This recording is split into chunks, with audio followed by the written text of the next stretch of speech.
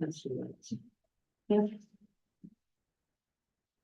A lot of houses being sold, not going on the market, Yeah, turning over. quite a lot. I guess those. This time of year, it's pretty typical, huh? Those real estate people put out their ad, to say we'll sell your house for you, is that how it happens? No, I think people, his life changes, you know, Unless you can make money. well. For instance, Fred Rollenhagen, who bought, Abby's house, ended up getting a job. He resigned from the county and got a job down in Manitou Springs, so that's why he's selling his. Yeah. So, Yeah, well, I was thinking about it, I was talking to. Should I what? Instead of walking out here halfway up here, remember to forget my agenda. Your agenda? Your agenda. I've got agenda right here.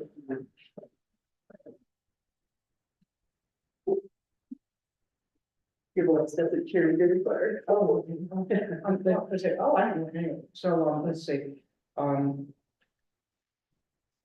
there's none of those, that were, all those houses were, all the houses that were empty or had people in them now.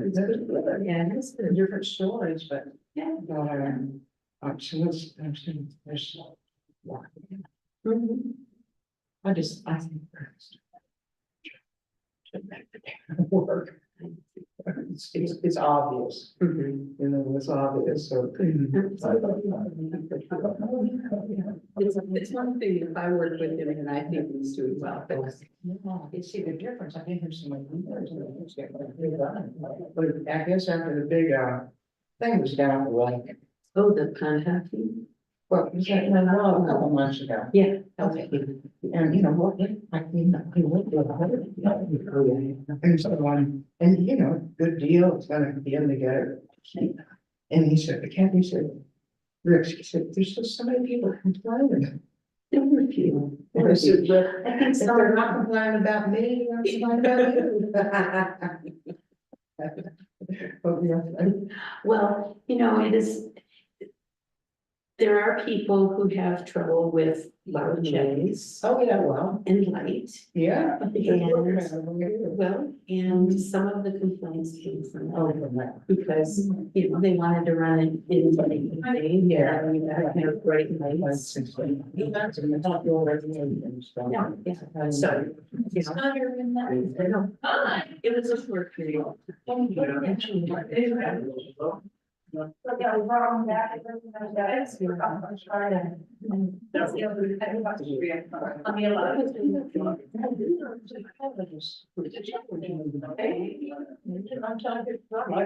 That is true.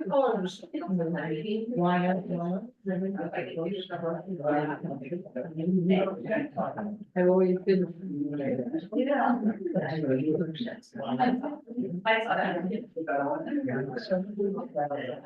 Yeah, no, you're good. I saw that. Yeah, I saw the adjustment, so I wasn't concerned. Thank you. We're not all the plans. It's only about their. I did, I've done the church. One, 3 times. Yeah.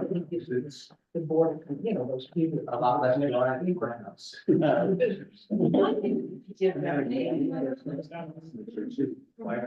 How's everybody doing? Good, good. Congratulations. Great. Yeah, go. Yeah, we did go. Cool. You did such a good job. Were you so proud? So proud. It was good. I was following the Yeah, no, we went for a couple of our employees. And no one wanted to go. Oh. Yeah.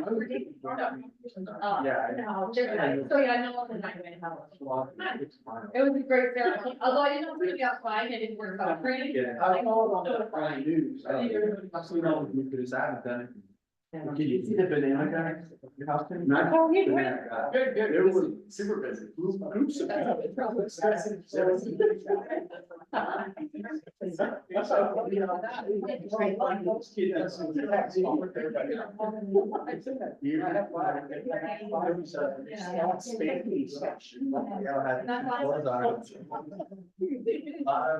Two slip and slides. Trampoline that was about 10 foot wide and twice as wide. You are, it gets some. Where you could, there would be mountain climbs. If you did a push up at one station, you could get a free beer. Oh, good. It's just goofies.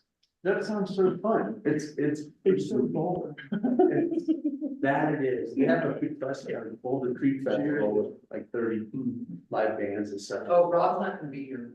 Okay, thank you. Jerry is driving, so he's coming from Bayonne, and he said there was some construction situation, but he's hoping to be here as close as he can to 6. Okay. Maybe we're late. Oh, Jerry was still out for that. Yeah, unacceptable. Yeah, I love that. You don't drive the songs. Come on, I mean, not the whole town has to wait for you. Boy, you are hard. That's what, okay. You're gonna get job again, done all business. You know, all the time. It's finishing the loss of screaming. Oh, yeah. Every piece you're on. Oh, it's screaming down things in my. Yeah, okay, down to those, it's a lot of down. So what we got are. It's the process, right? Well, I'm. But I It's no snow, you know, I think I joke, but it's. Yeah. But But the it thing is, is, I was outside today on the day out, And so. When you get on it, here, especially it's so built time. Oh, the house, when you get out, when you sell it. And you know, there's spring, summer. That's the bit of. Yeah. And weather, you can count on making things. Oh, Yeah, what?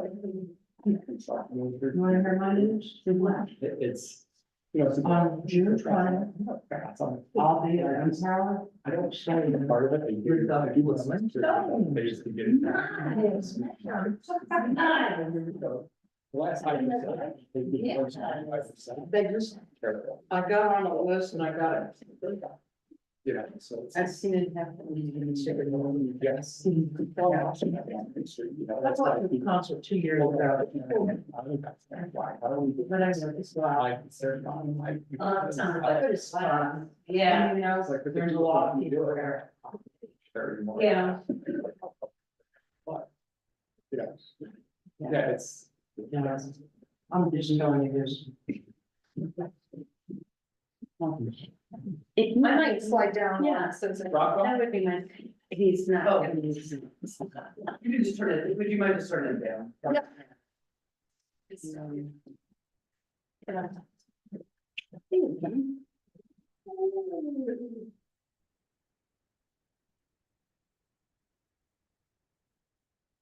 Clock on the wall is a little bit. So, Mr. John. Hi, John, how are you? Wayne. How are you? Did you hear my text like a week ago? Gotcha. We should chat. You should. Hi, Amanda. Good work. How are you? Yeah, I'd like to. Yeah. Did you get my text 2 months ago? 2 months ago? Yeah, you asked me to do something. Guys. No, it's good. This is my dinner. I went home and I was like, I'm not making it. Beef jerky.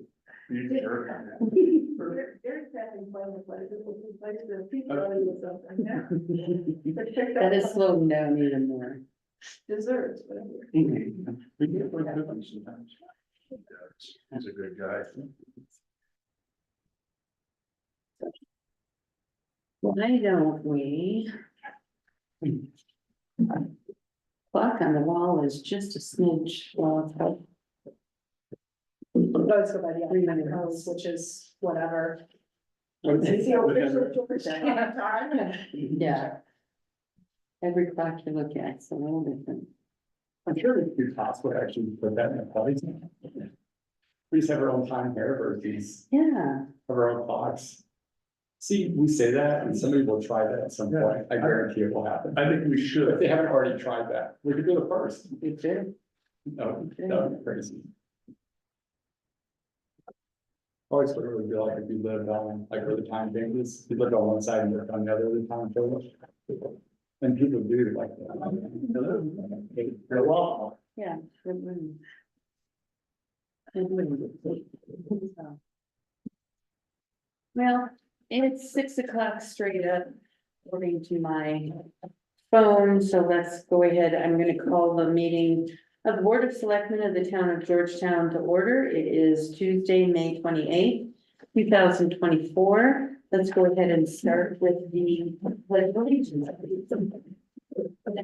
I pledge allegiance to the flag of the United States of America and to the republic for which it stands, one nation, under God, indivisible, with liberty and justice for all.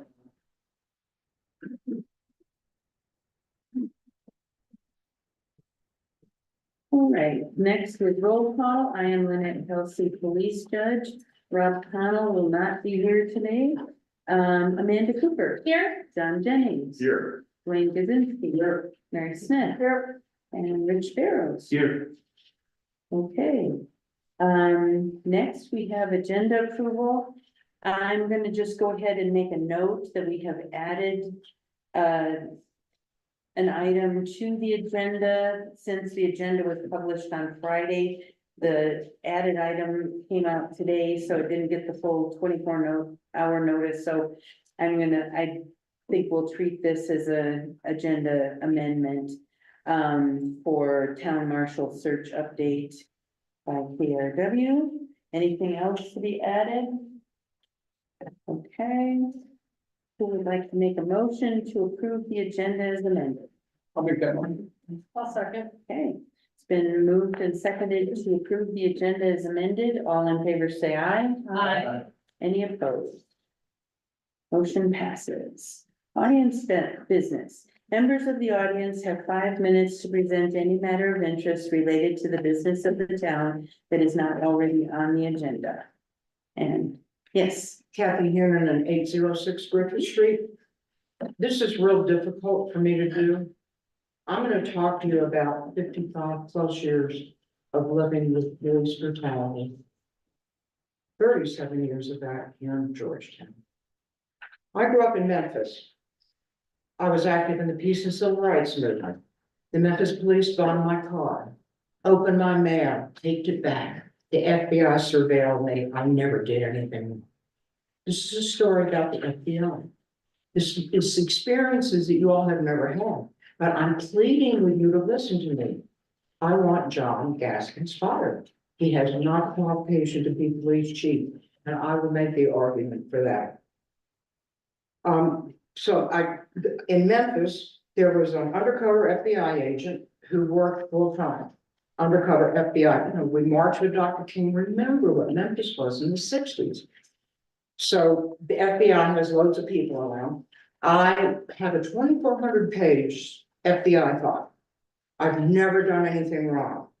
I got the file, it was all redacted. So 2 men have written books about this man that was the undercover agent, Ernest Withers, and he was on the national news and everything. It's a horrible person.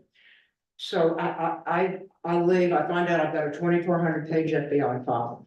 I couldn't get it, I got it was all redacted. So then one of the authors of these books got 100 pages of my FBI file through the DC court, and it was not redacted. It was all lies. It was terrible, terrifying that information is floating around. So then I go back. I've had all these issues, and I go back and I work on my master's degree at University of Cincinnati Medical School. Then in between then, I filed a sex discrimination suit against the state of Tennessee. I won the first equal pay discrimination lawsuit in the United States with the help of Ruth Bader Ginsburg. Then I went and got my PhD. Then I come to Colorado. And I moved to Georgetown, and who should call the Georgetown mayor? Janet Klaus, decades, 30 years ago. They call Janet Klaus and they tell her that I'm a dangerous person.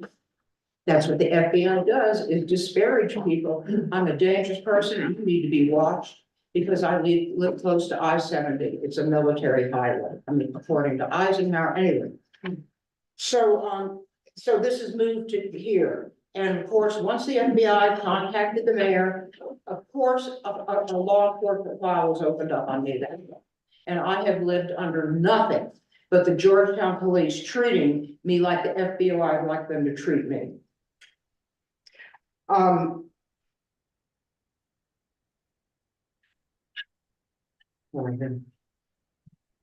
Okay, there's sorry, I wrote all this out and I had a number of pages here. Okay, well, let's go here. So then, in 2010, Randy Williams, my house was robbed, $35,000 taken, all my antiques, and Randy tells me there's no probable cause for an investigation. Hello? Randy treated me so badly for the next 5 or 6 years, I had to write a letter, 4 pages, to the Colorado Attorney General, to Weiser. He has no jurisdiction, but I needed help documenting this activity that was torturing me by that man. So then I had a lighting issue. By a neighbor moves into the neighborhood, every light's on. I can't sleep. I mean, if you want, I don't have the time to tell you, but that's terrible for your health. They have all that light in your bedroom every night. You wake up, you don't get sleep. So for 3.5 months, I asked Williams to do something about it. You all have an outdoor lighting regulation, and I know he knew it. Randy did nothing for 3.5 months, and I can't sleep. So then I called Brooke. One night, it's worse than it's ever been all these months before. Brooke Buckley owns the house. It's 3 o'clock in the morning. I call Brooke and I say, Brooke, if I'm gonna suffer, you are too. That is it. No obscenity, no threats, and she comes right over and turns the lights off, what Randy couldn't do in almost 4 months. So then, then I end up dealing with Gaskins here. So October 23rd, this was after I called Brooke, Buckley. And the next day, Collins and Gaskins shows up on my porch. And it was told to me that Gaskins instigated all this and wrote it and gave the information to Collins and he writes it up. Okay, so, and what it is all these charges of things that I never did.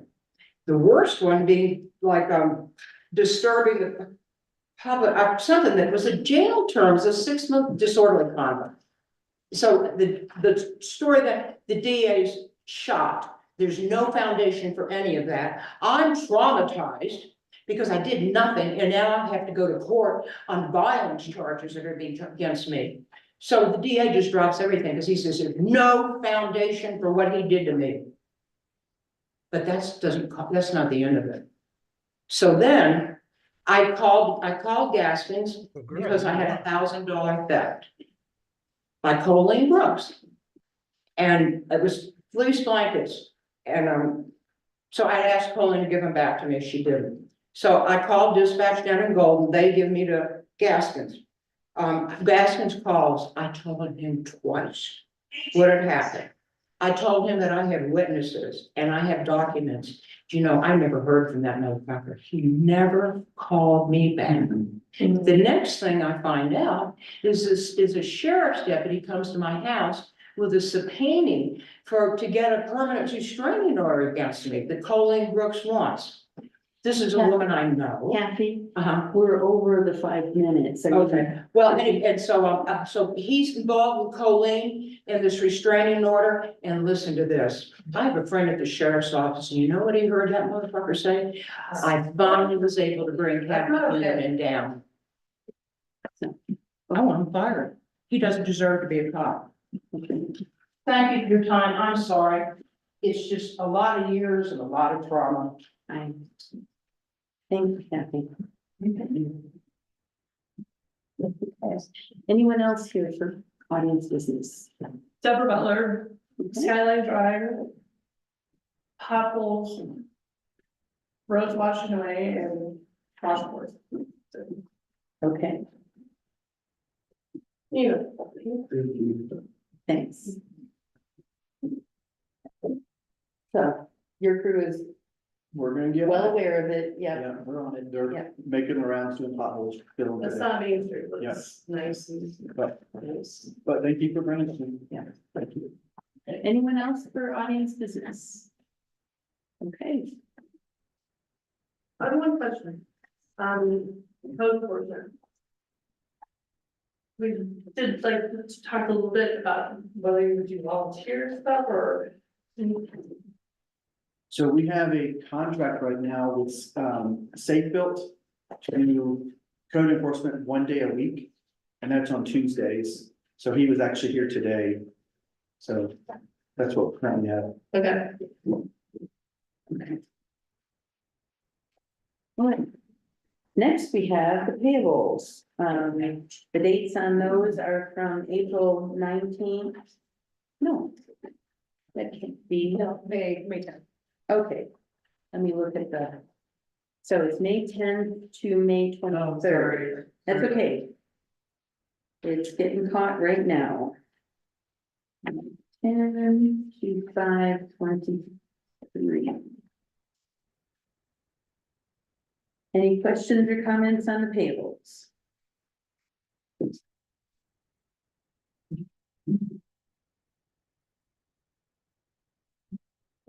I make a motion to approve the payables from dated May 10th, 2024 to May 23rd, 2024.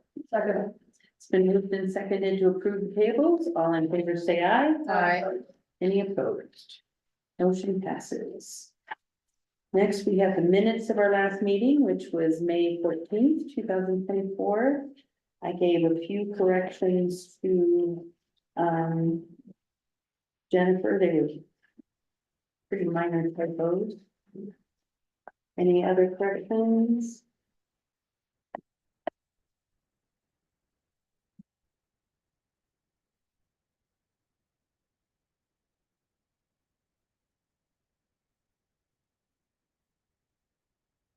I make a motion to approve the minutes from May 14th, 2024.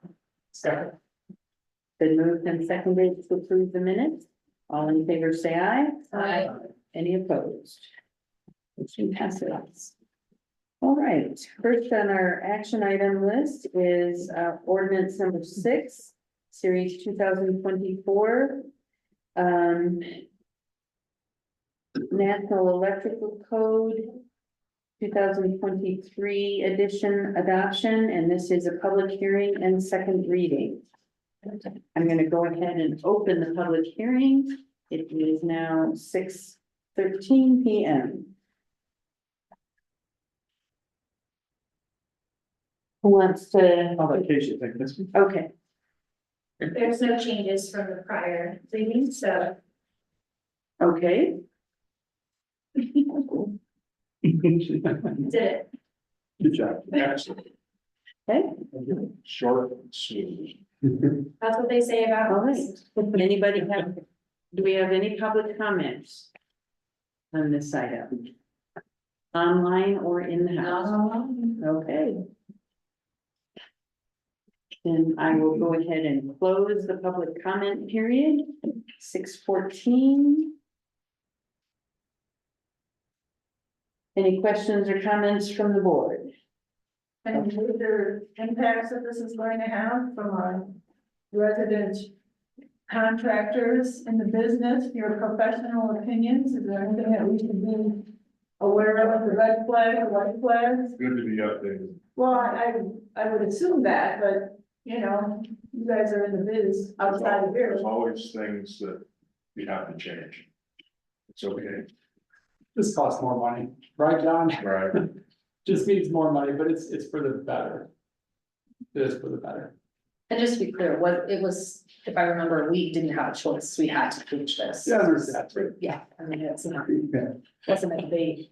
It's like, it's nice to know what the problems are going to be as things continue on, so. I mean, with stuff like that, if you go back, our fault breakers.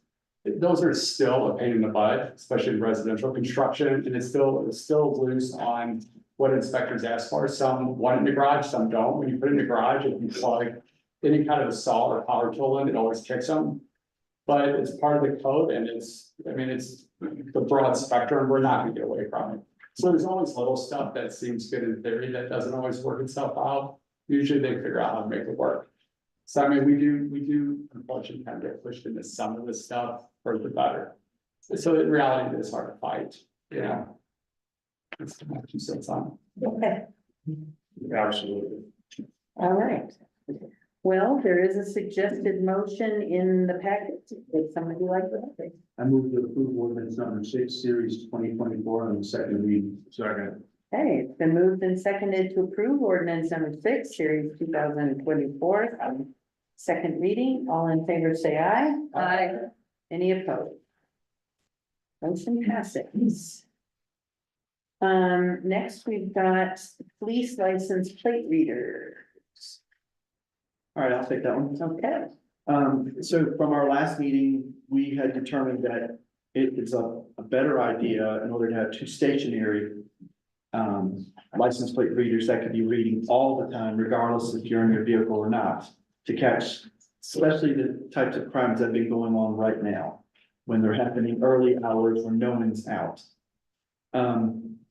So I did reach out to Motorola to find out the cost difference, and that's what this quote is. We're also working on two other quotes to bring that back to you. However, I was hoping to have that in the meantime. That's why I put this one in, but we're still waiting on others. So it's up to your decision, but just to let the board know, we do have 12,000 appropriated from last year's budget for this year to spend, 12,000 for a license plate reader. When I called to find out the cost difference to add a second one, it's gonna be $7,730. And who knows, that may be a really good price or maybe a high price based on the other quotes, and so we'll kind of wait. However, we don't have it budgeted in the police department, and so what I'm asking the board to consider is to come out of ARPA funds so that we can get. Rick, Yes. it is budgeted, the 12,000. I just- Oh, okay. but the additional one. Oh, okay. Yeah. Yes. Seven correct. thousand, That is something. Yeah, 730. So you're asking for, just to not exceed 19.7. correct. I think we should table this, if we're gonna get two other bids in, we can compare them. For, what the services are that they can provide. We're gonna have to address it anyway, so. I'm with Mary on that. And it's not something like a fire truck that takes 2 years to do. Yeah, what's the process? They have the materials, they have everything to send to us. What's that? I said they have everything to send to us, it's in stock. So gotcha, so I mean, then it gets set up pretty much like overnight in a sense. Once they ship it, it gets right in your cars. Yeah, in the meantime, we're hoping to put pedestals out and get ready, so when we get the product, we'll be ready to install it. So So, can we do like the fake camera thing, like fake cameras make it look like we have it? like, it's just. I'm laughing, but I'm kind of serious, like. But again, if you're talking pedestals, that's another thing for us to consider, because I believe it's indicated in here that we're gonna put them at the roundabout, that's one entrance. Our other main entrance is 22nd and Argentine, and any kind of activity on the roundabout is gonna get picked up. Hopefully by where that camera sits, Well, so unless they're leaving or coming in Guanella Pass, I think Winnow is non. exactly, well, that's what I'm saying. So we Such a really have short time. two main, and again, when we had a major car theft issue several years back that we were fortunate enough to make apprehensions on, they're exiting, they were going down the frontage. So we don't want to just be capturing, and I would hope that these companies, when they put the information together, have some kind of a recommendation as to, in our limited scope of our itty bitty little town, we're actually at an advantage. Yeah. So, Is there a lot of labor involved in getting them set up, or is it pretty straightforward? I think it's pretty straightforward. It's dealing with the software system, the camera and the installation. So I don't think it's a complex thing, but I agree. I was hoping to have this information and it takes longer than what I was saying. The one company responded immediately, so. I don't think Motorola is the front runner in Colorado either. I think they're great with radios, but I think that there is other, companies that are ahead of the game with these, that other jurisdictions are. Well, that's what I said, what are the other jurisdictions, what are they using? Because I mean, it is, I would assume it's like a cell phone, you get better connection in certain areas, but we also do want it to be consistent, right? Does that make sense across the board? If it's gonna tie into what other areas are doing. So. And I think that's what we need to consider when we visit multiple bids, that we can say, you know, who's gonna provide the best service for us here.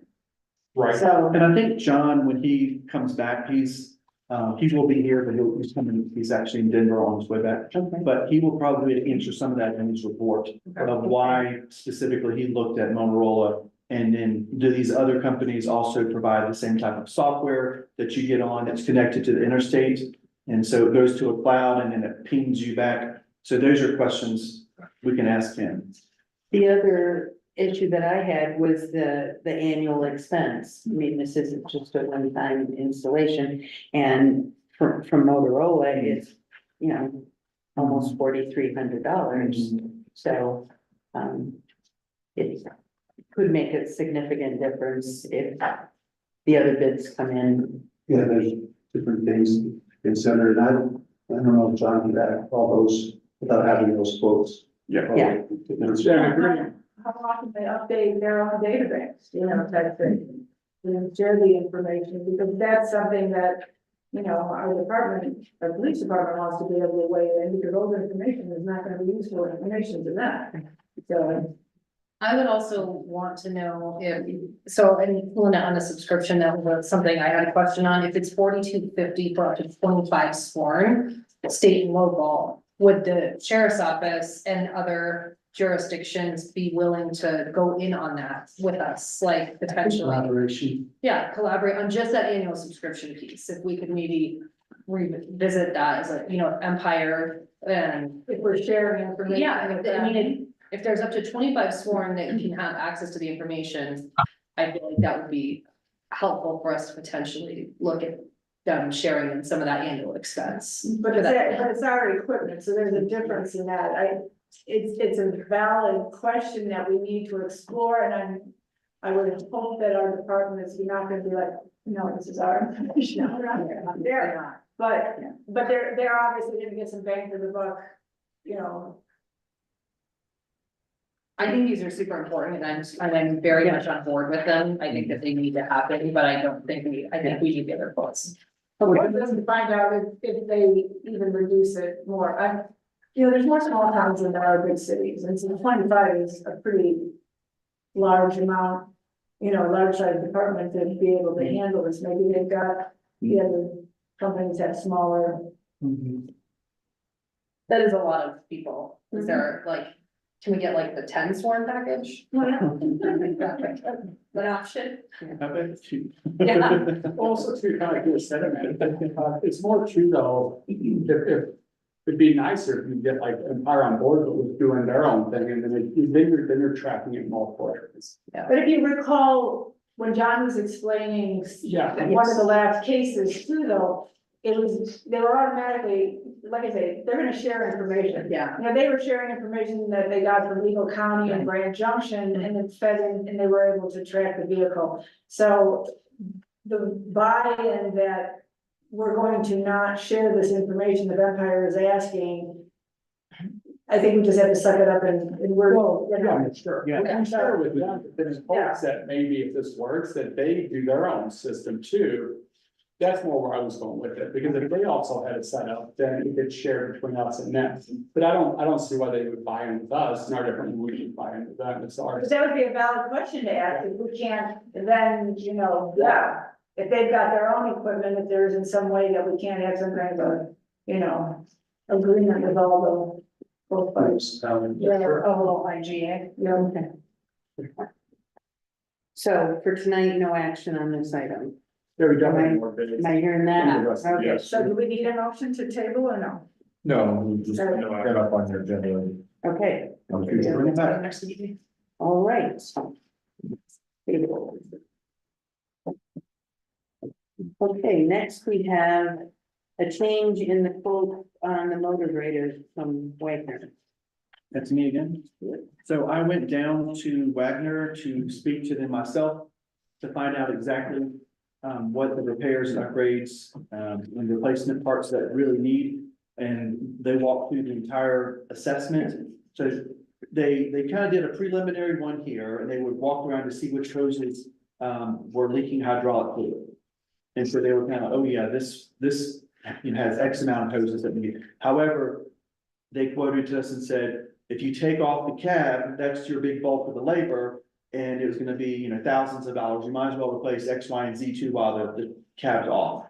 So their initial quote was 24,000 to get all these important parts fixed. However, when they took it down, they did a full assessment. They're in their bay now to kind of see it, have their technicians really look at it. And then they're connecting the dots saying, we didn't see this, we didn't see this. And then they walked me through to show me exactly which parts were leaking. And it's very obvious because it's a dry ground and I can see the drips and I'm watching it. So it's amazing that I even started it.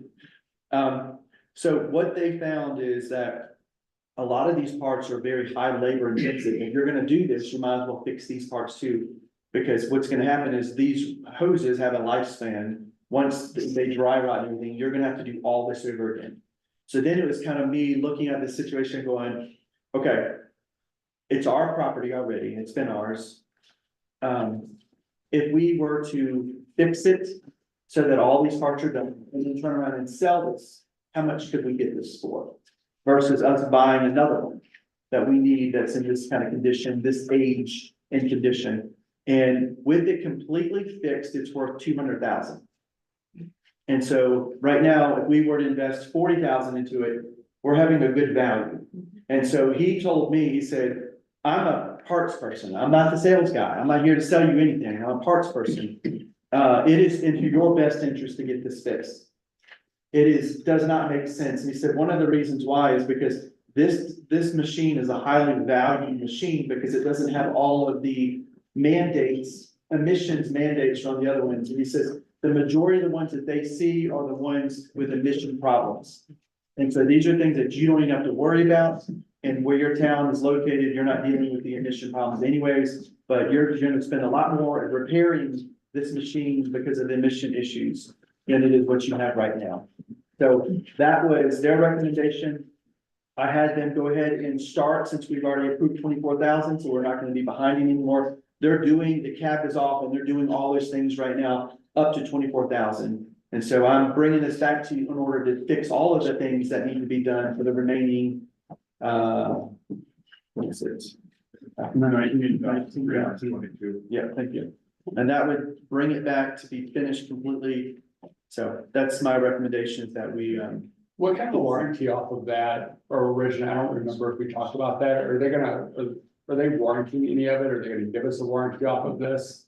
All the parts have warranties on them. In case something were to go wrong, we can get that back fixed. Gotcha. What kind of time?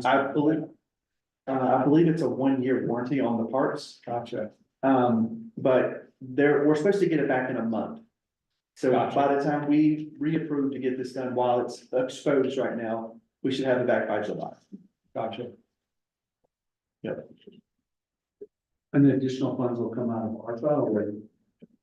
How much ARPA money do we have left? I feel like we're kind of like. Next question. I've only paid out for the skid steer. stairs, so I have an opinion, but we did approve a vote. Not a big vote, a little vote.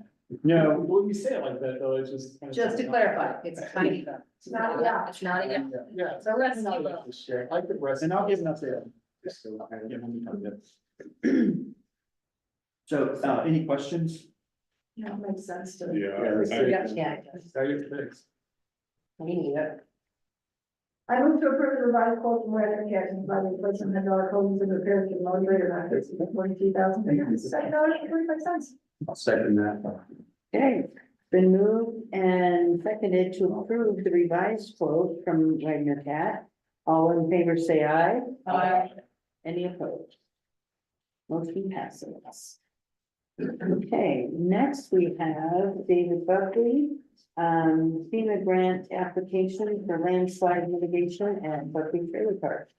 So I'll start this and then I'll let David, is David Buckley online?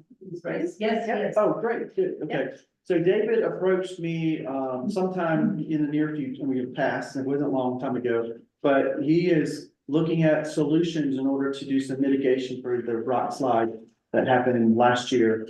And so he found one of the FEMA type grants that he can particularly potentially go after. However, it has to be partnered with a municipality. And so he called and talked to me and Mary about it.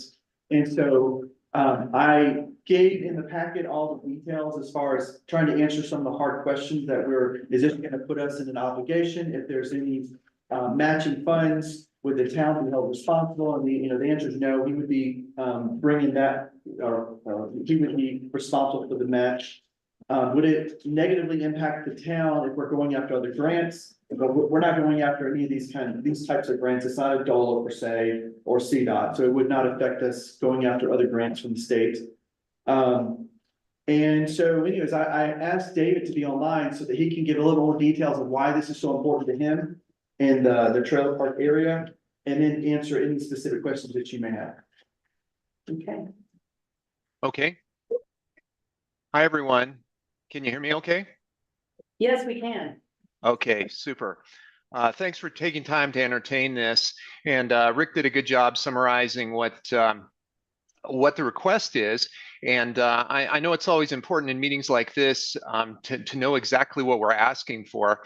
And what we're asking for is to be able to submit the application for this grant. And as Rick said, we have to be teamed with a municipality or teamed with the town. And there's a standard web form that has to be completed in order to apply for this grant. And that web form has to be completed by June 14th, first draft, and then it needs to have a final draft here. I believe it's in early August, and it's in the information that I shared with Rick. So what we'd like is permission to pursue the grant. And another important thing I think that you guys would care about is if there's some sort of issue, is it possible to withdraw this application? And the answer is absolutely yes. We work closely with the state FEMA representatives. And if you choose to withdraw the application at any time, you can certainly do that. And what we're trying to accomplish is with the terrible rainstorm that we had, I know you guys were affected at the visitor center with this rainstorm as well. We had a bunch of water and debris come down a debris path that's just on the south side of the park. And unfortunately, what happened, we had done some mitigation there in the past, and the channel previously flowed straight down to the entrance ramp to I-70, and then the water would just go right beside the entrance ramp, and it didn't do any damage. But unfortunately, with all the debris that came down, it made a left turn right into the park, and that seriously affected Space One. And I do have a couple of images that I can share. I don't know how time limited we are. Do we have another 5 or 10 minutes, or how much time did you have on this, Lynette? No assigned time, so go ahead and share. Okay. Let me just pop up a picture so that it's easy to see what I'm talking about. Like they always say, a picture's worth 1,000 words.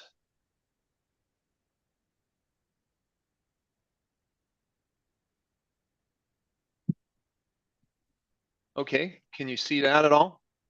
Yes. Yeah. Yes? Yes, we can. Okay, so here's the south debris channel. You can see this is the entrance ramp to I-70. And previously, the water would go down and it would just disperse and go down the channel next to the entrance ramp. But what happened with that, it was actually July 6, 2022. The debris built up right here and it just took a left turn right into the park, and it's rendered this trailer number 1 uninhabitable. So that's unfortunate. And then there was actually a second debris channel that came down, and there was previously an old mining road here, and it made kind of, whoops, sorry about that, get it back. It made kind of a turn into the back of the park here as well. And what our goal is to work with FEMA and to get a grant to remove this this blockage here on the south side debris channel, and then to also possibly get this to take a more natural path to the north side of the park, so it can't do any damage. So that's what we'd like to apply for. It's primarily excavation here, just bringing this straight down to the entrance ramp, and it's unclear right now what the engineer is going to come up with in terms of mitigating the central channel. But this channel was never a problem, other than this 100-year rain that we had in July of 22. So we think the primary issue is this debris channel here. So does that help? Any questions on that? No, that helped me envision, you know, where the debris was coming from. Thank you. Anybody Okay. else? Yeah, I have a question, Mr. Buckley. It sounds like, you know, any FEMA government grant process is gonna take time, and that we may have another big event sometime this summer. What can be done to help prevent some of that possibility of damage? And then it also, in reading the materials, FEMA's denoted this as maybe a low priority type of project. And if you don't get the grant, then what? Good question. Don't have any current answers to that question.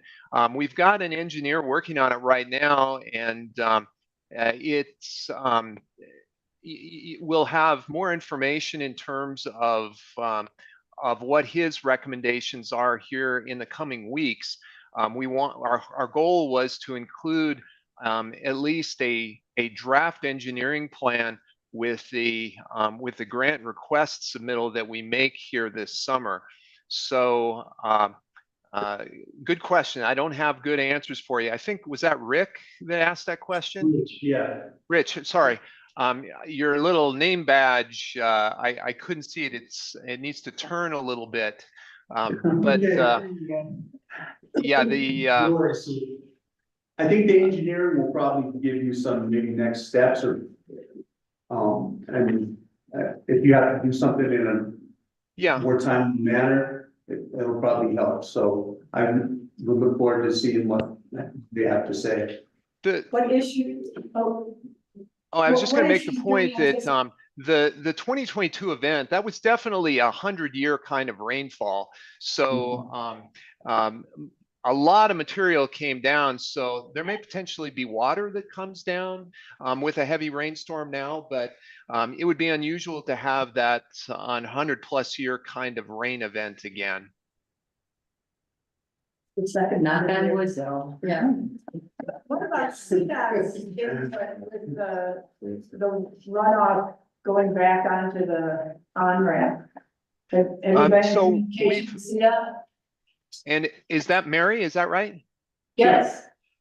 Mary, we've engaged CDOT. The engineers connected with them right now, and so we have them engaged. The jury's still out in terms of what CDOT's requirements are going to be around this. So to be determined, but we do know that they're not prepared at this point to help us. We've asked that question, so they won't engage to try to fix the problem, but it sounds like they're willing to be cooperative in terms of getting the water where it really belongs. Thanks. Okay. All right, any other questions? Okay. One other clarification is the town is the one who's responsible to initiate this grant. And if the grant is received, then we will manage the entire grant too. And so whether it be the matching, Dave Buckley would then have to submit the funds to the town and then we would do everything from the town. So that's just to make sure we understand that we're held responsible to manage the grant too. And so if or when the grant is awarded, if Yeah. the cost, then we'll have a contract with Mr. Buckley that spells out all these Yeah. details. This is minor, but it does say on the meeting agenda action that there's a 20% match required for the grant, but in the discussion packet, it's 25%. Okay. Is that, I mean, that's minor. It's still being covered by, Either way, it's being covered by, okay. Could you clarify that, Dave? Yeah, good question. I was thinking it was 20%, but I'll double check that. But we are definitely, the Buckley family is responsible for the 20 or 25% match, whatever FEMA requires. Thank you. Have our guys taken a look at that already, Rick? Or you taking a look at it? Well, we've been in discussion, me and Mary have been in discussion for that, but, no, not this one. okay. So would anyone like to make a motion? Are we at that point? I can take it. I move to approve the request for the town of Georgetown to pursue the FEMA grant for landslide mitigation. I'll second, John. Okay, it's been moved and seconded to approve the request. All in favor, say aye. Aye. Any opposed? Motion passes. All right. Thank you very much. Thank you very Thank much. you. Okay. Next, we have building policies.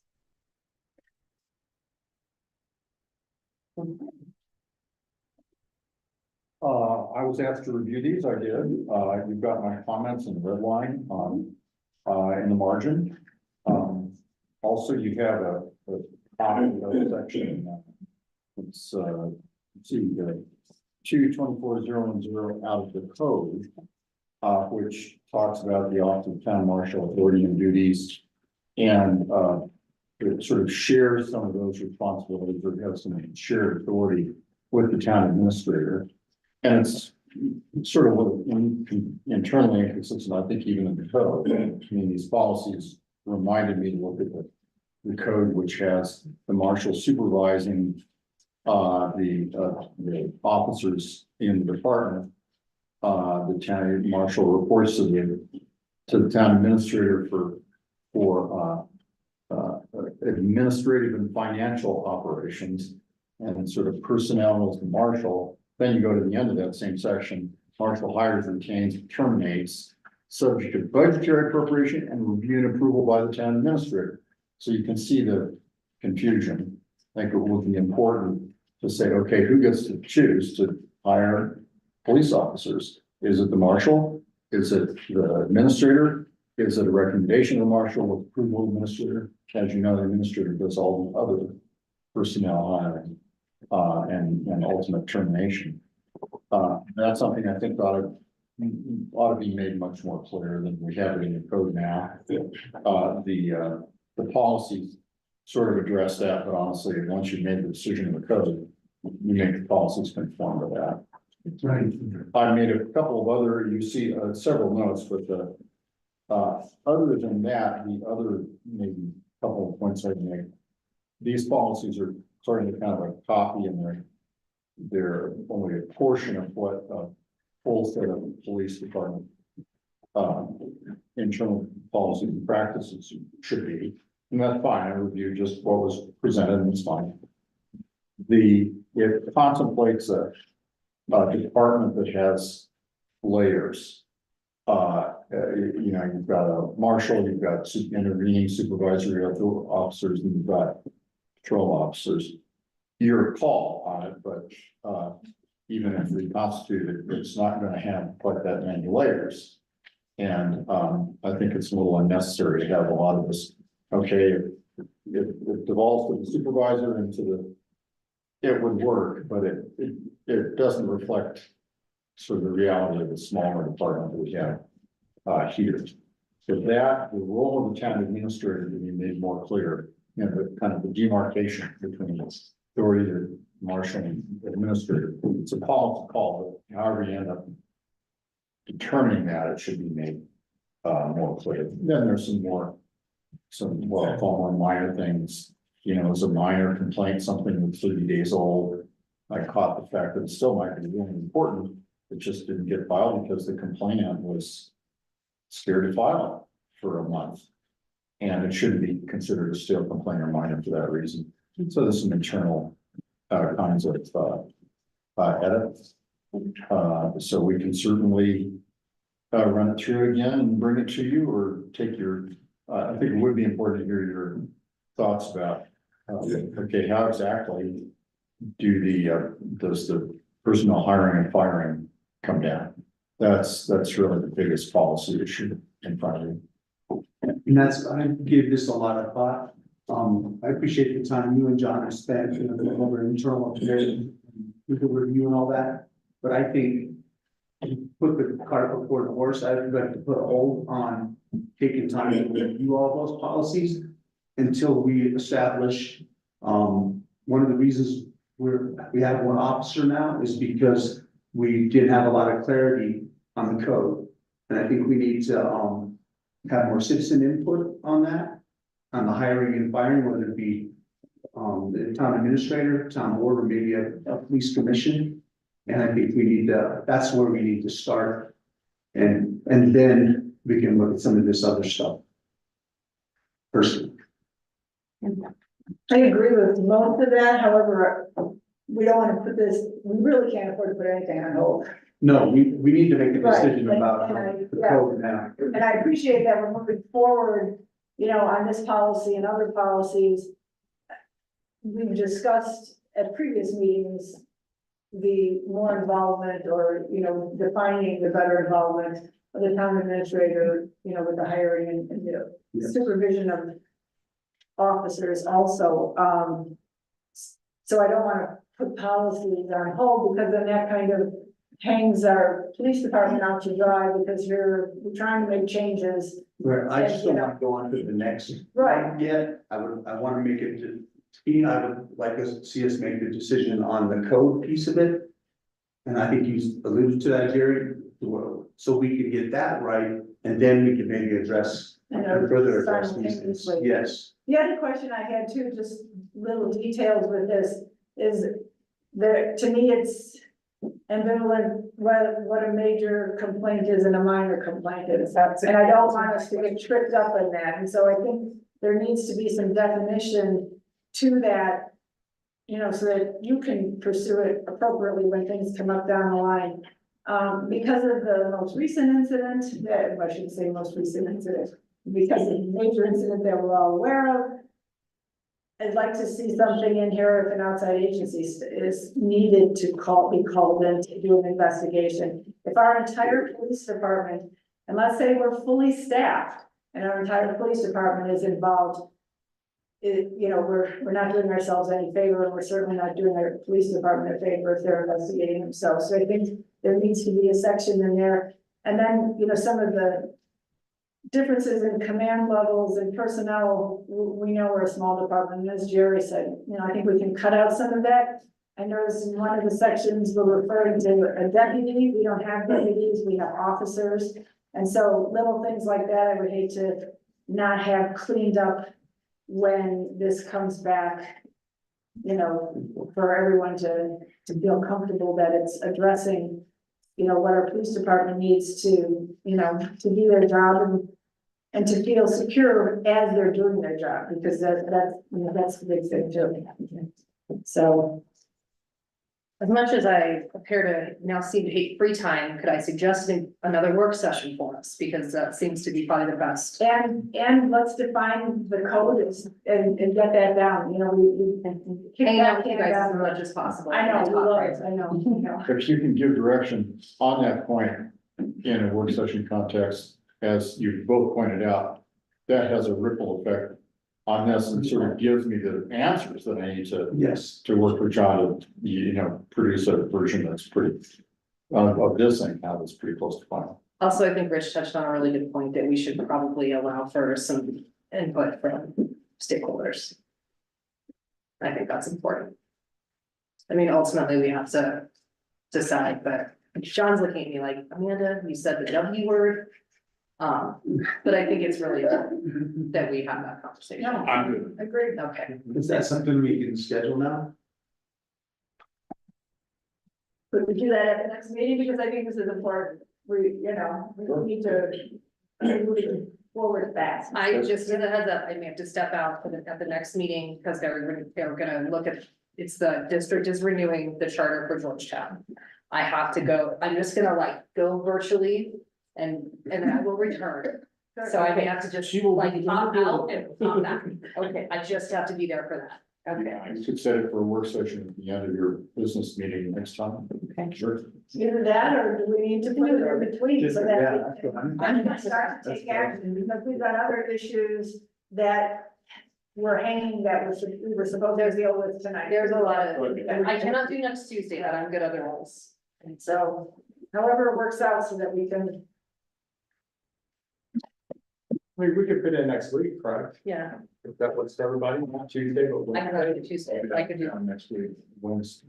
You're out of town next week? It is this, the first week of June. Correct. Yeah. Yes. I'll be out of town. when's our first official meeting then, our next board meeting? The 11th. It's on the year. Let's just do it the 11th then. Can we do it before, like, can we hold it before that meeting, so we can actually, I do it like 4:30 or something, if we honestly. do it before the meeting, could we possibly then, that's handled? Are you able to attend on the 11th? I just like, I have to just like take my computer, go away, while make sure that they don't have anything else for the school. What And then time I'm is that? officially done. They're 6 o'clock, the same time as us. Well, no, it's okay, a So, work session, yeah, prior I'll to see you for the you, work we can session. address that. Perfect. Sure. So June 11th at 4:30? Yeah. Perfect. Okay.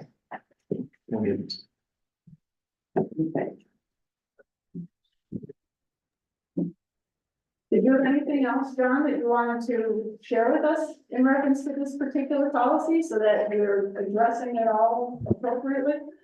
Well, we're just, myself and Ms. Hill, are just ironing things out, but the past 2 weeks, especially this past weekend, was so busy. I didn't even get a hard copy of a report to the board. It's okay. I'll verbalize my report, but at this point in time, I'm struggling to stay afloat. So, but my concern is almost this. My concern is to provide the best quality service for the community right now. They can have, a better quality of life, and I'm kind of losing grip on that with the thefts that we have going on. Which is why I'm so fervently advocating for this LPR system that I understand got tabled today. So that is where I'm focusing my attention. I'm also doing obviously administrative work, but now it's having to go in between where I have a little bit of time here and there. The weekends are super busy. The thefts are major, and I'll talk about it in my report tonight. I had an arrest today. Somebody had a stolen razor that I believe is connected to this group that came in this town last week to steal people's property. And I'm fighting for them. All of my time, all of my entire life at this point is fighting for this community. So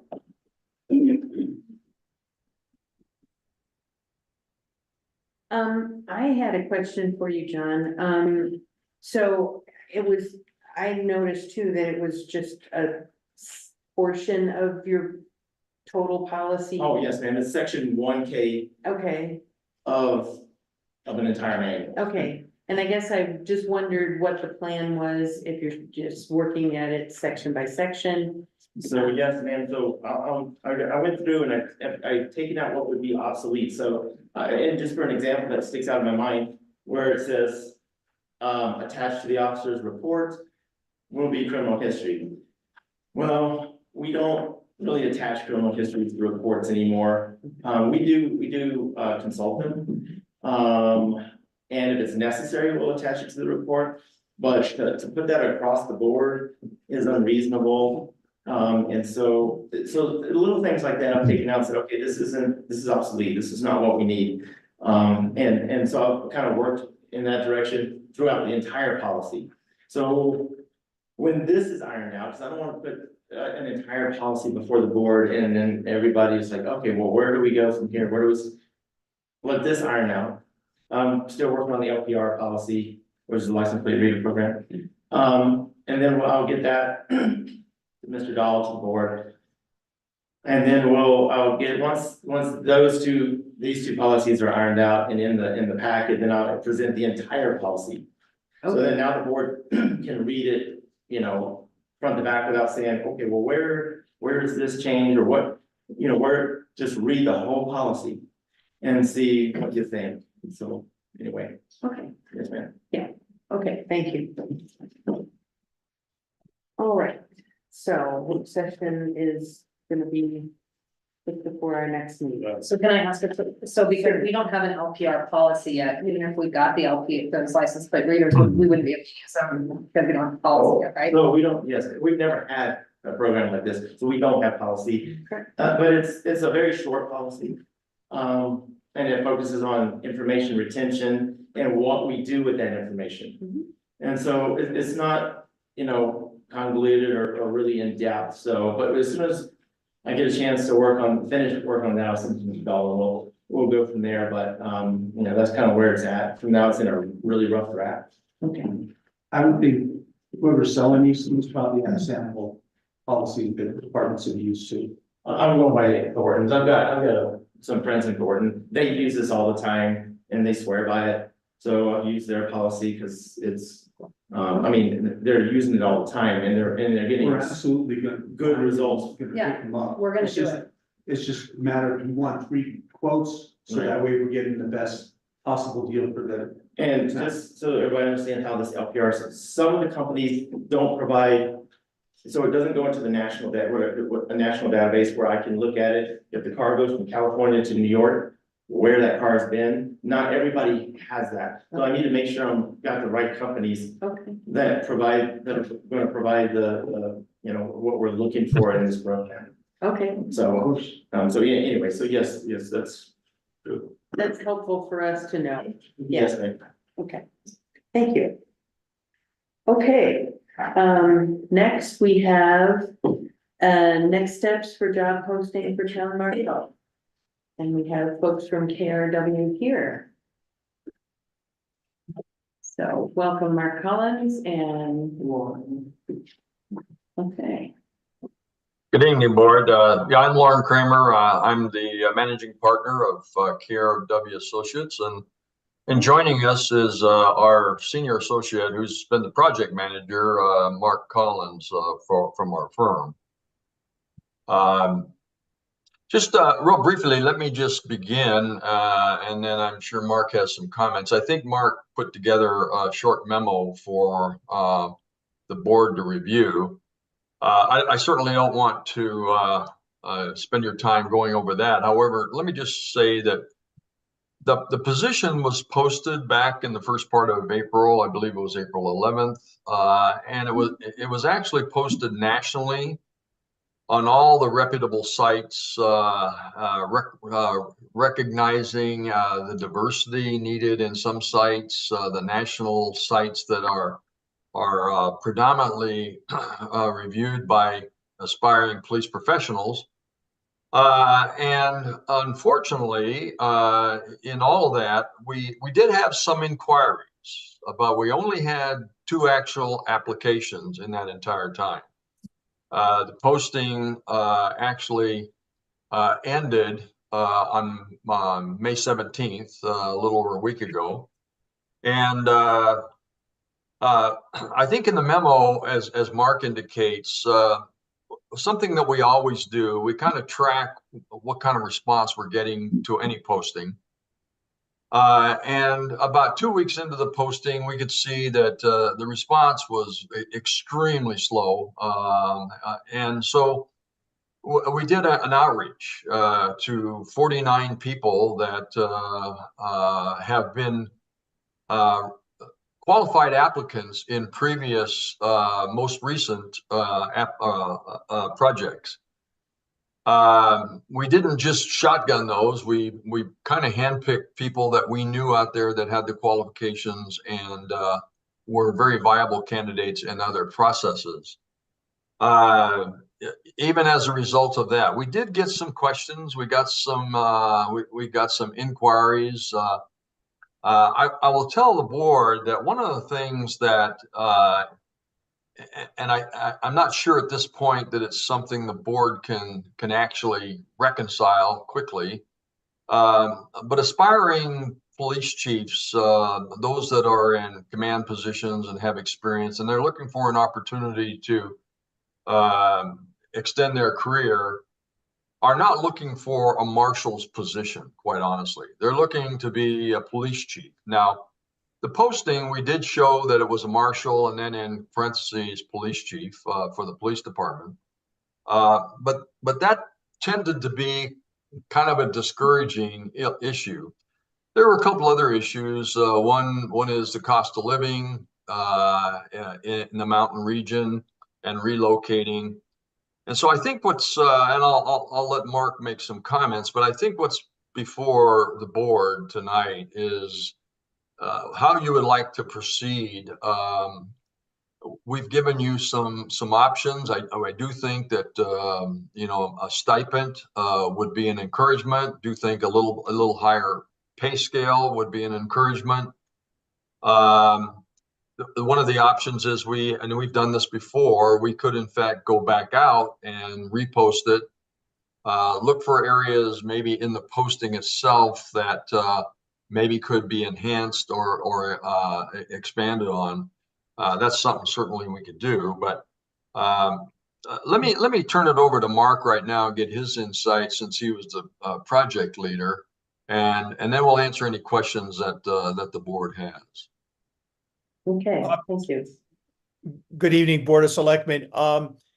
As Lauren points out, I think he provided an excellent synopsis of where we stand in terms of the this point in the process.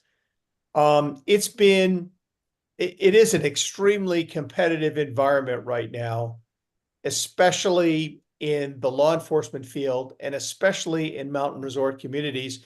And we've seen that across the board. And I think that this particular recruitment and selection process in Georgetown is a good example of that.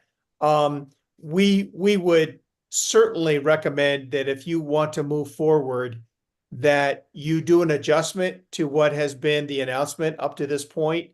That's what we typically recommend to our clients. If you want to go out for a second round, and we've done that before, that's been a process that we followed, then we say, what can we change? What can we modify so that we get maybe a new pool of candidates that come forward? And that's where Lauren mentioned, possibly we change that salary range, possibly we talk about a housing stipend or some other particular benefits that would create that larger pool.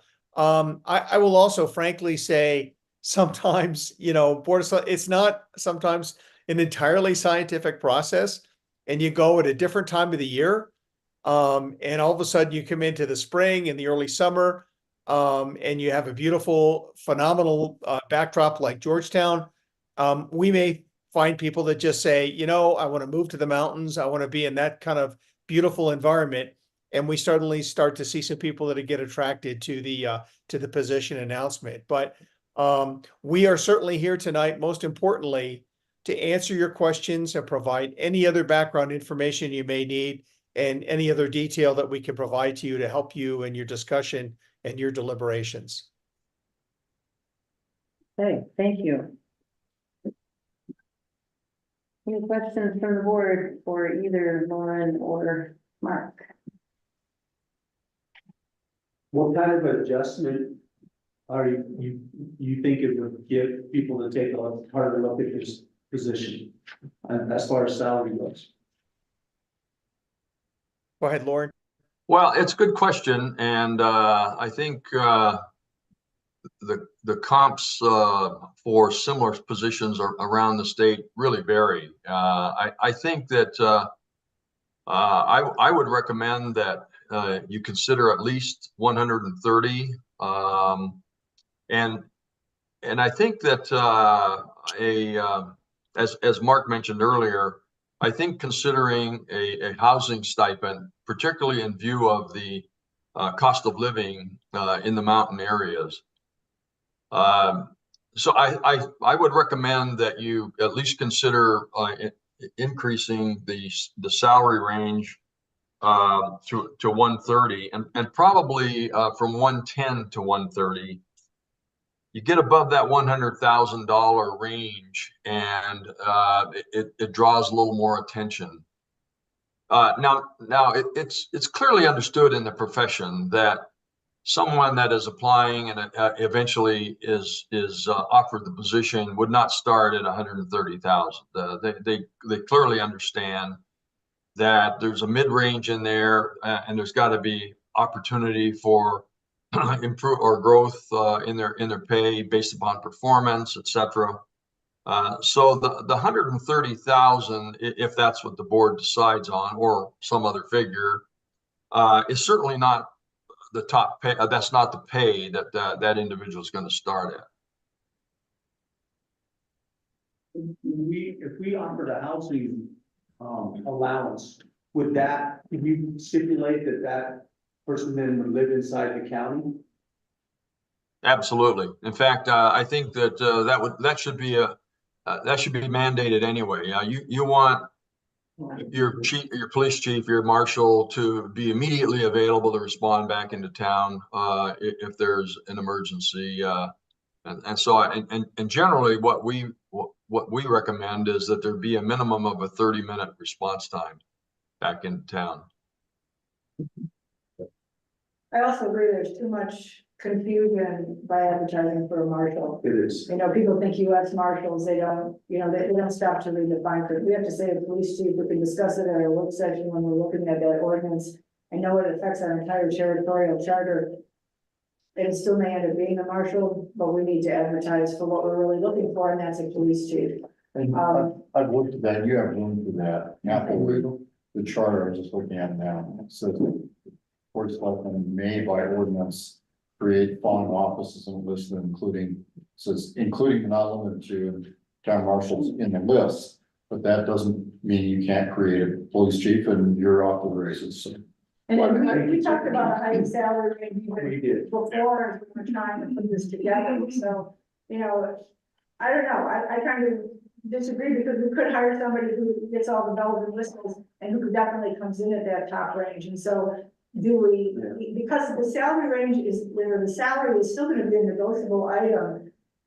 Do we want, do we need to, and Mark and Lauren, if you could jump in on this, because of what the surrounding communities have filled their positions with whatever salary ranges, granted, we aren't Breck, we aren't Vale, we aren't Estes Park, but, we certainly need to be competitive, we know that. And even with the housing segment, again, the housing segment is negotiable, because that's what it's gonna take to attract somebody to come in here. We need to start the conversations. Where do we start with the housing stipend? I mean, what's your experience, Mr. Kramer, Mr. Collins, with that? I'll jump in. One thing that's really developed rather quickly is the Roaring Fork, as an example, has had some extremely competitive housing prices, obviously, for a number of years. They've now gone to a fact that they will offer a housing allowance anywhere from $500 to $1,000 up to even $3,000 for the chief executive on a regular monthly basis, not just even as in a transitional mode. So when we say housing allowance, there's kind of two categories, if you will, Selectmen. One is hey, let's make sure we can allow this candidate to get into our community and get their feet on the ground and get their family moved here. So we'll offer them a certain amount of money on a transitional allowance over 6 to 12 months. What now we've seen is a new development is, how about we now offer that you've got an ongoing allowance that allows you to be situated in those communities where you want to be close by for your response time. And that is something that's not temporary in nature, but more permanent.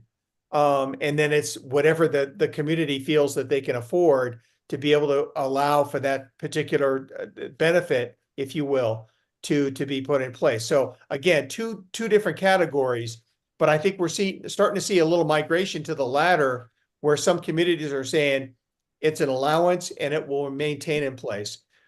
Last comment, the town of Silverthorne, and we conducted that particular recruitment and selection process within the last 15 months. One of the things that Silverthorne has done is they've decided to be a little bit in the real estate game, and they provided an opportunity for that new incoming chief to select from some various housing choices that were under the auspices of the community itself at a very low negotiated rate for them to move in. So they've literally got in the real estate business to allow that transition to take place. So those are some of the things that are going on right now, Selectmen. You've got some full day hard gardens. What's that? No, I mean, here's my question. We hired you guys to tell us the stuff before we started trying to find an officer.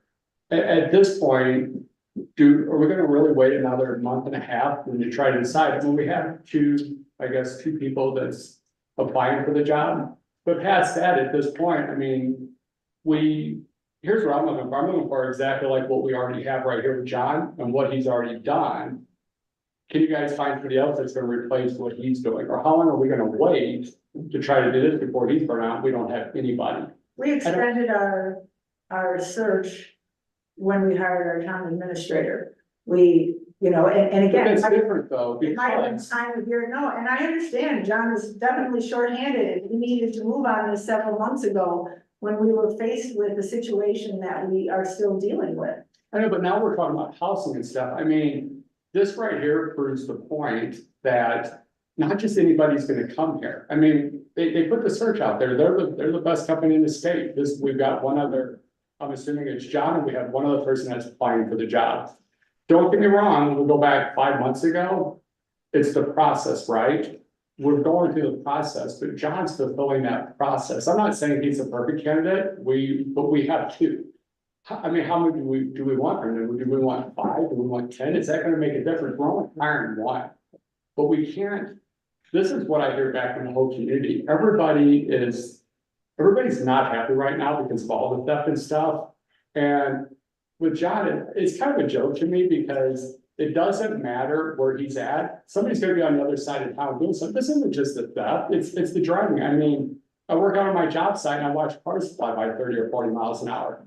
When I was talking to John the other day, the guy with the roundabout stopped by. It's like, no, everybody's blowing through the stop sign, and getting off the highway. The highway's backed all the way up.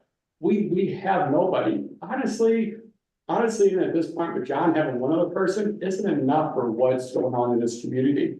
And milking it out that much longer for them to try to find somebody. I mean, does 130,000 get it? Does 200,000 get it? Even if we get it, is it the right person that's gonna fit what we already have? Don't get me wrong, I mean, it is the process, but I felt like we've done what's necessary and we have somebody that's doing what's necessary for us to move forward. Otherwise, it's just you can't keep prolonging stuff because then you will never get what you want. And that's across the board. I get it like with the city administrator, but this is something that I feel is much more urgent, and it's getting to be more urgent every day, especially as we get into the summer months. Yeah, we have to start moving forward with something. And it can't be just, well, let's see what they find us the next go around. Extending this process 5 more weeks or whatever deadline we put on, though, this isn't excluding John at all. This is telling the community that we have gone through this process, and that we are selecting the best person for this position. So If we raise the salary and if we offer a stipend and we offer the position to acting Marshal Gaskins, is he gonna say, no, thanks? Because then we're also rewarding him because he's the best candidate for the position after we do this slate of potential 5 or 6 candidates, and we're gonna give the guy a housing stipend. He'd be foolish to say, no, thanks, Georgetown. well, but so here's my point though, we have one other, so are we just gonna go, oh, sorry, to the other candidate, sorry, we don't have quite enough to pick from. So we're just gonna forget about the 2 that applied for the job. No, continue the process, just like we did with Rick. We had 2 or 3 viable candidates, but we didn't have a large enough pool. And we re-advertised and a couple of months later, and then, oh my God, we had, you know. Yeah, what's a large enough pool? Is it 5 people? Is it 10 people? What's the Here's pool? our consultants, here's our professional consultants, what's So- the viable pool? Lord? Well, that's a very good question. I mean, we'd like to see, I'll be very honest with you. We've been in this business for 18 years and although we handle a lot of other positions, our primary focus is police chiefs. I can never recall in our company's history only having 2 applicants for a position. I guess to answer your question, ideally, we'd like to see at least 10 people that could, in fact, are applicants, and then select 4 or 5 to go through a process to select the very best candidate. So okay, sorry, go ahead. No, go ahead. I think that I think that's the reason that we're having this conversation tonight, is because it was felt that there really wasn't an adequate number of applicants, and looking for a way to maybe increase that by going back out and advertising the position again. So in these situations, when you hire officers that are not from the area, obviously that happens quite a bit, probably all the time. When you bring those officers in, so if we get somebody that's from another part of the state, and I'm not gonna count this situation here being so unique on how much is getting redone or what they're coming into. Do you see them sticking around for a long-term time, or is it a short time? I mean, they're moving from a different area and they're coming into something that's definitely unique. And honestly, like you guys mentioned with Rick, but even with Rick coming from a different area and the struggles of housing and that stuff, even with the stipend, long-term, what do you guys see? Because you guys mentioned before, if we find somebody and they stick around for 6 months and decide it's not for them, you work with us on that. So that's really my question there. What's the longevity of that? Or do you guys see yourself going back and having to find other replacements for that, or hiring other people for that? Well, it's a great question. And I guess the short answer is that, in the process, we try to encourage an inquiry into whoever is going to be offered the job as to what their long-term 4 to 5 to 6 year plans are, both professionally and personally. You want to try to ensure that there's going to be some stability in the position, and stability in the person that you hire. It has been our experience that I can't really think of a time where a police chief that we have placed has not stayed in their position for at least 5 years or more.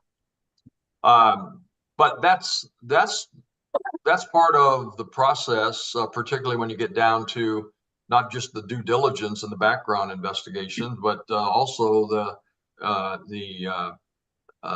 interview process that you go through before you select the very best candidate. We can't sell our community short if we're not offering the right package. Right. And I had sticker shock on these salaries too. And I had sticker shock every time he comes to us with a salary survey, where we need to increase our staff's salaries. And Alright, so, so I have a if we're question. lowballing, Well, so I got a question for them. If realistically, I don't believe that the 130,000 gets us 10 people for you guys to choose from so that we have 5. So where is that real number? Because we just had this conversation with them not that long back, and it's like, well, that might be a little low, but it should do the trick. So now we're here. You're right. Okay, let's get 5 more people. Let's just not take another 5 or 6 months to do it. And I don't want to hear it from them of, yeah, this will probably get at 130, and we're back here in 5 or 6 weeks again going, well, we got one more person again. What does it really take? I mean, we're all adults here. What is it gonna take to get this done? Can I just, because I am not in love with the amount of time this has taken. I feel like this is this was the first thing I voted on when I got appointed to this board in February. And I've been sitting on this board now for 3 months. And so if I want to extend it, but I also think, what if we start interviewing the applicants we have and maybe running it simultaneously to kind of see what our options look like? I do think that we have an obligation to our community. And again, this is, John, you're doing amazing right now. There's a lot on your plate right now, but I think that's a separate problem from the bigger picture. And so I think we need to revisit the posting. I also think we need to have a conversation about some immediate triage. And then we could look at doing these interviews and starting that process without precluding us from a continuation. It's not gonna change what we've already invested in it. It's not gonna change the outcome necessarily, but then at least we're moving forward as opposed to spinning our wheels. And that's what I was gonna suggest. At this work session, we could probably come with a change in the code to where John, town administrator, some board of selectmen, we also need to advertise for another officer. Yeah. Let's get that process going. We can finalize all the details for that, and we can do that simultaneously. But we have to change the code so we don't get into some of the other situations and where we have other citizens' input on who we're hiring as officers. I think we could get that done, and we could probably get that done before we even have another chief. I don't think we can get too far into discussing the resumes of the candidates that we have in this setting.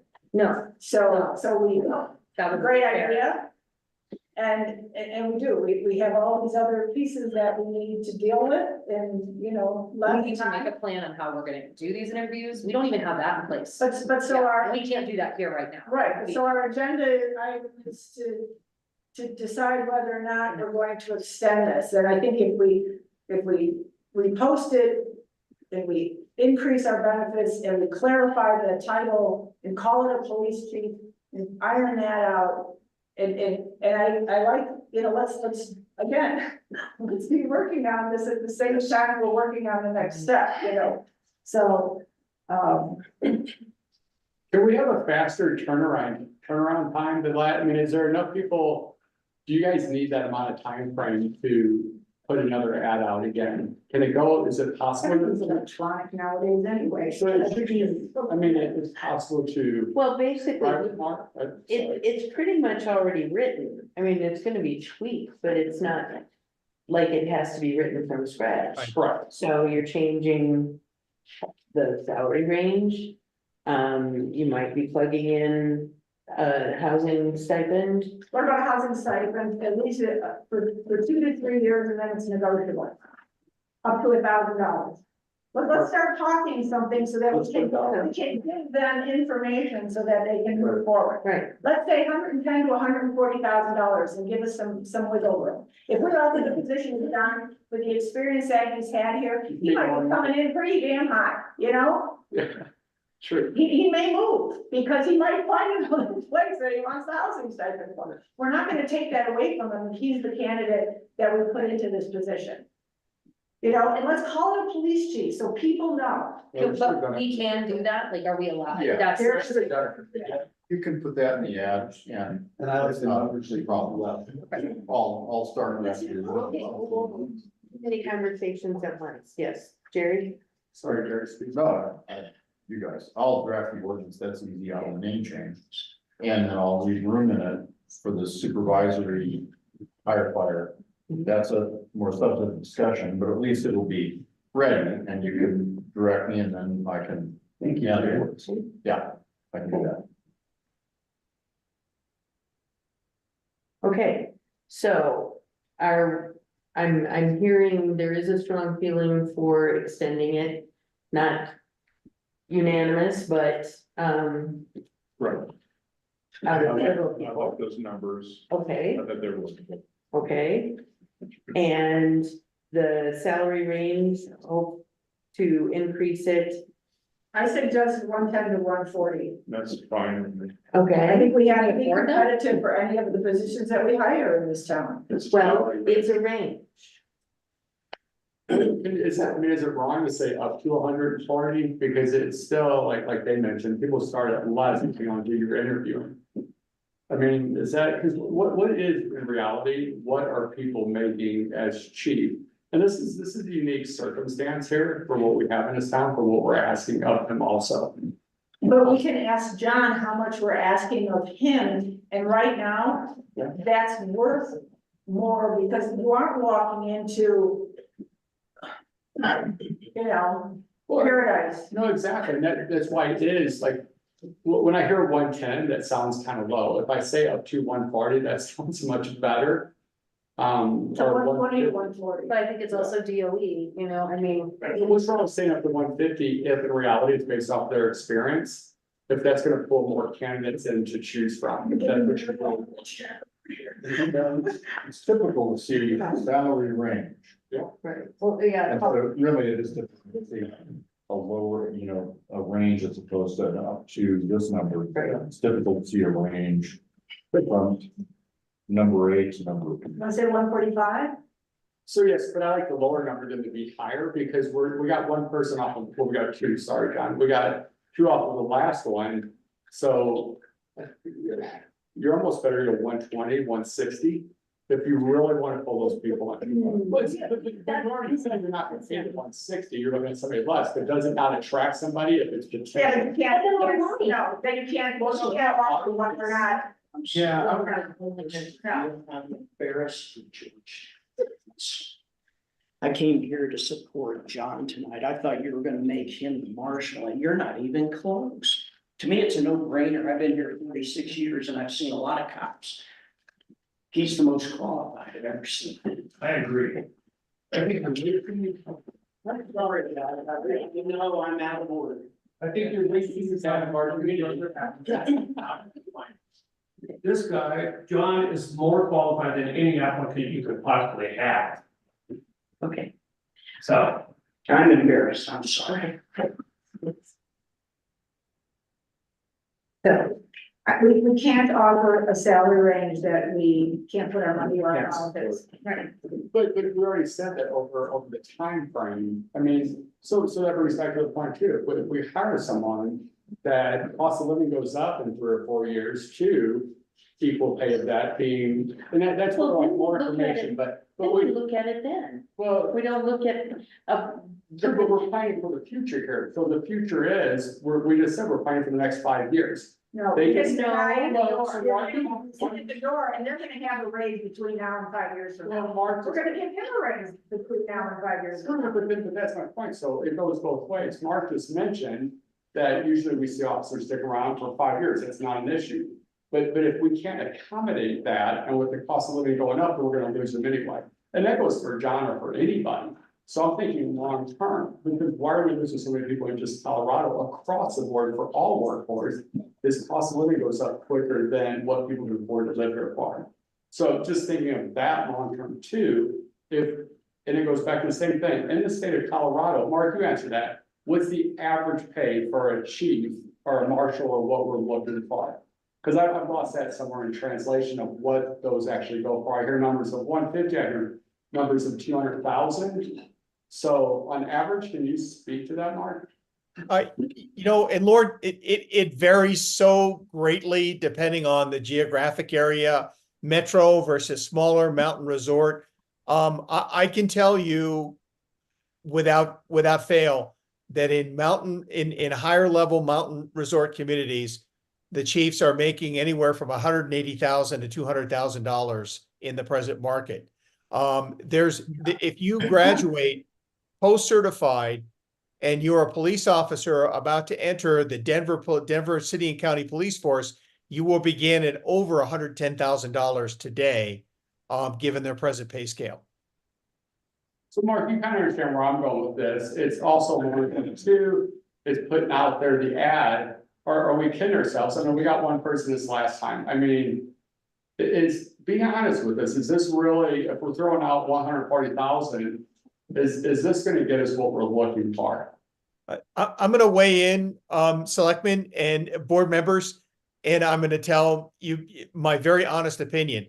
If you change and the nomenclature for the position changes to police chief, and that we change that salary scale so it's 110 to 140, I can guarantee you that you're gonna get more than 2 applicants this next go round.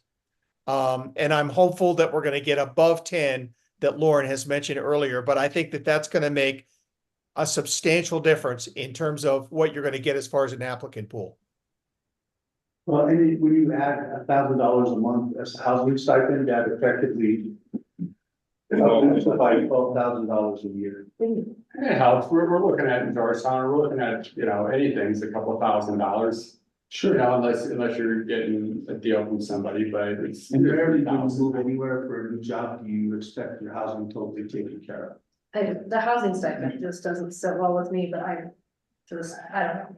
I feel like that's what a paycheck is for, but I understand it's like out of.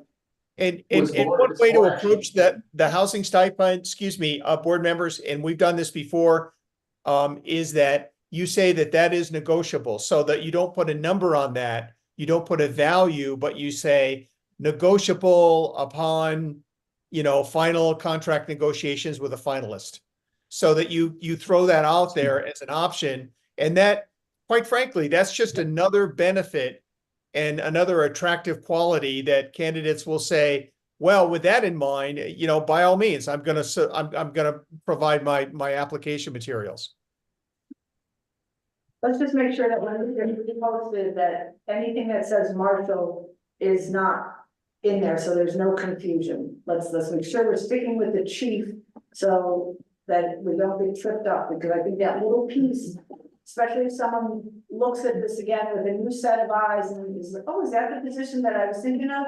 Oh, so I just want to, and so we can be done with it. Get it done. So what's our deadline? What's our new deadline? What are you guys suggesting? Well, if it's the decision of the board to go back out with the 110 to 140, changing the title to including a negotiable stipend and changing it to police chief, we can have that done tomorrow. And then it's just a matter of reposting it. One of the things we could do is we could post it for a full 30 days, which we recommend. However, we can, in fact,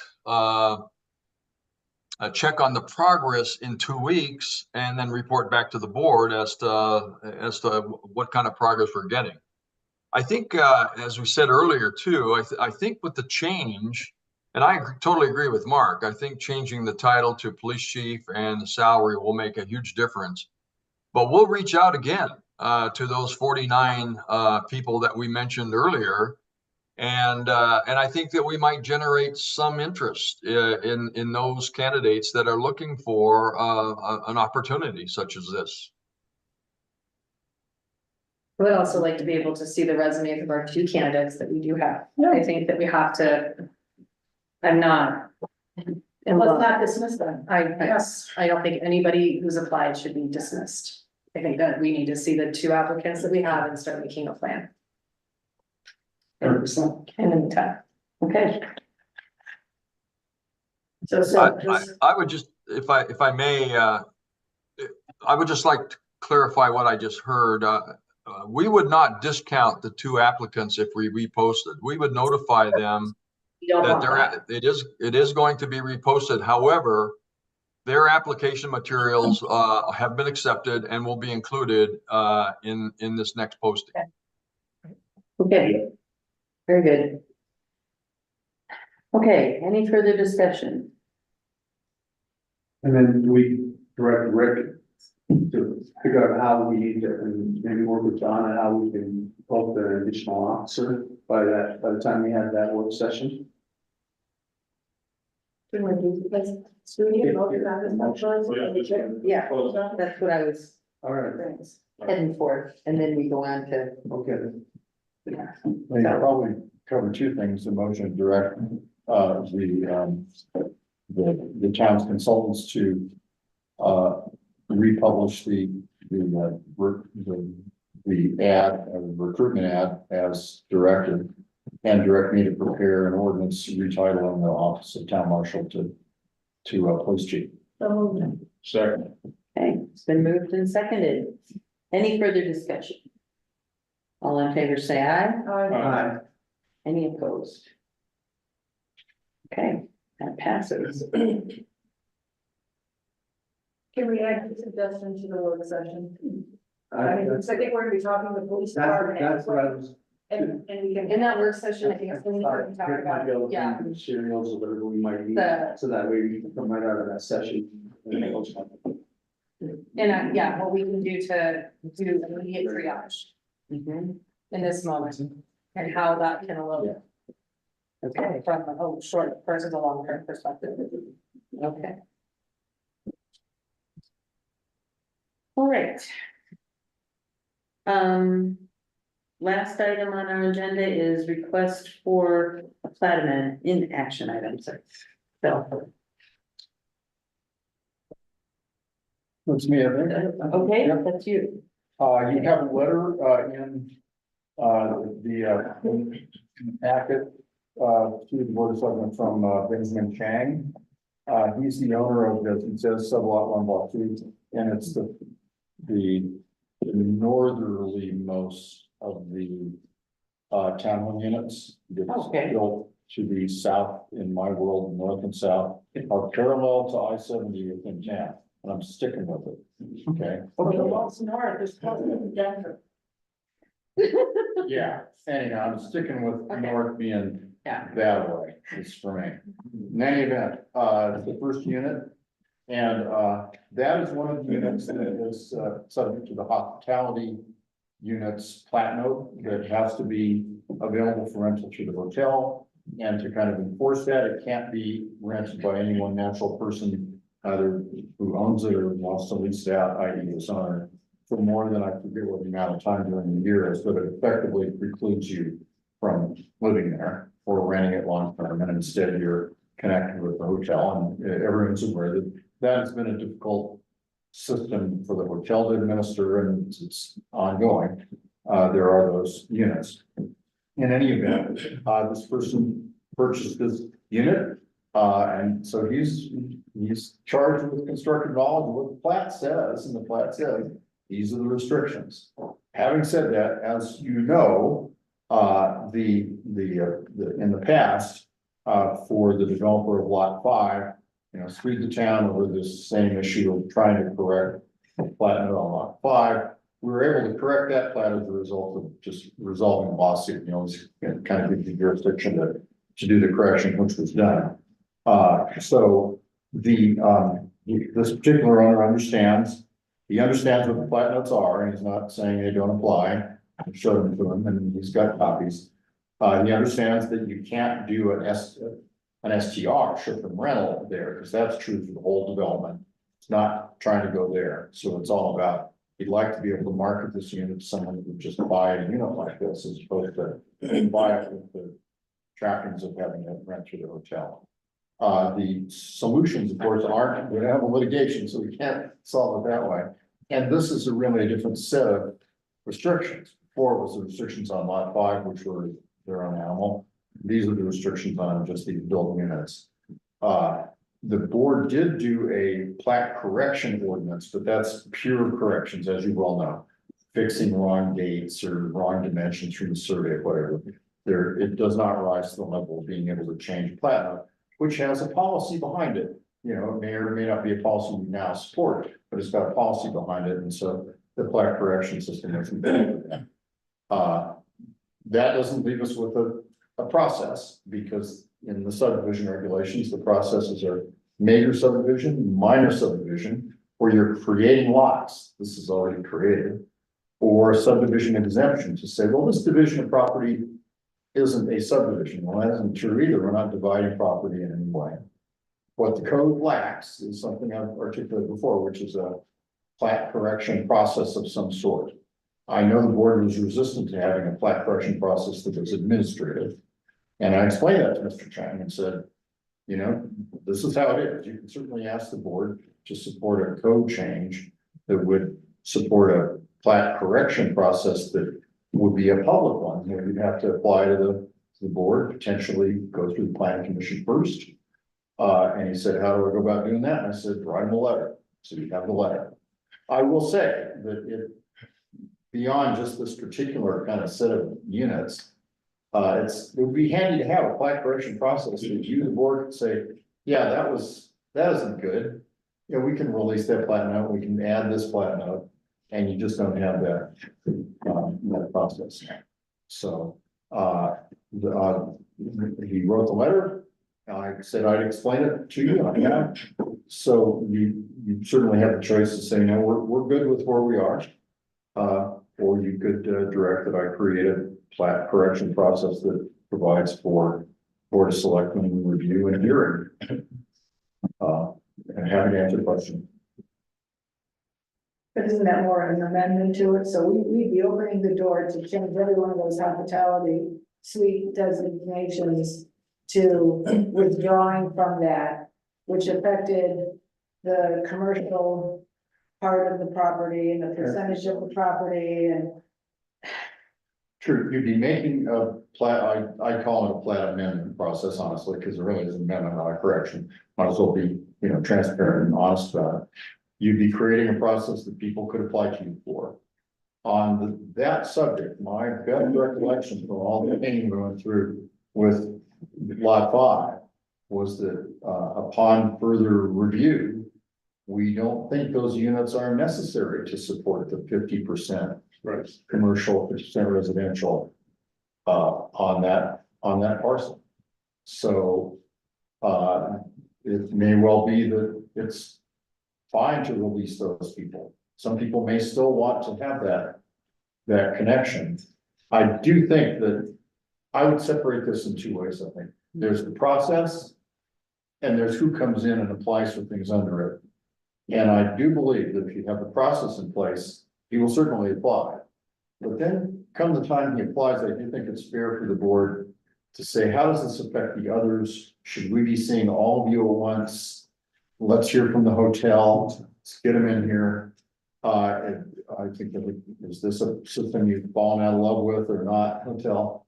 How's it going? And that is perfectly fair to figure into whether you say yes, no, or yes with conditions to any individual application. I met with Brittany and Mr. Chang as well, just to sit down and understand. Just to keep in mind, the last time when the hotel came for a temporary revision was years ago, and that's expired. And so the agreement, according to the plat, was that they have to manage these hospitality suites. They are currently not managing them. It's still managed by Highline, which is a third party. So it's out of code. So that's the first issue. The second issue, when I spoke to her about it, the agreement that she has with Highline, she's only getting a fraction of the income that was supposed to become, the majority is going to the third party management company.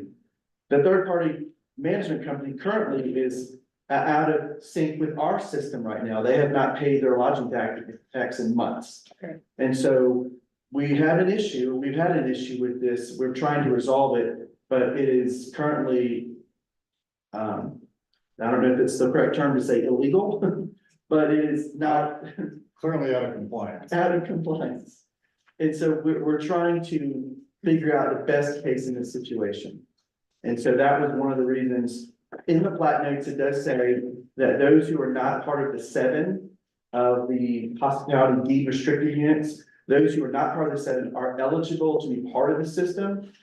they have a little bit more flexibility. They're not bound by how many days they can be there. So Mr. Chang's argument is what he's complaining and frustrated about is he cannot live in it and he cannot rent it long term. And he's stuck with only using Highline, which is expensive, and he's not making any money off of it, so it's a worthless piece of property. And so he's stuck. Who's responsible for hiring Highland? Britain. Okay, So that's is that her only choice? her only choice. That's the choice she made. Correct, that's right, it's a choice that she made. But according to the She plan, doesn't like them. I mean, I don't know if I can answer that, just Okay. like that. I think that well, it's difficult for us as a town to regulate it. Because we hold her responsible. We don't see the third party, even though we've made them get a business license. Because they're doing business in Georgetown to try to be legal. However, it's still out of compliance. mhm. Because it's not technically authorized for them to do it. But because Mr. Chang or any other property owner purchased it and now doesn't like the conditions that they purchased it under, whether or not he ever defines it or not.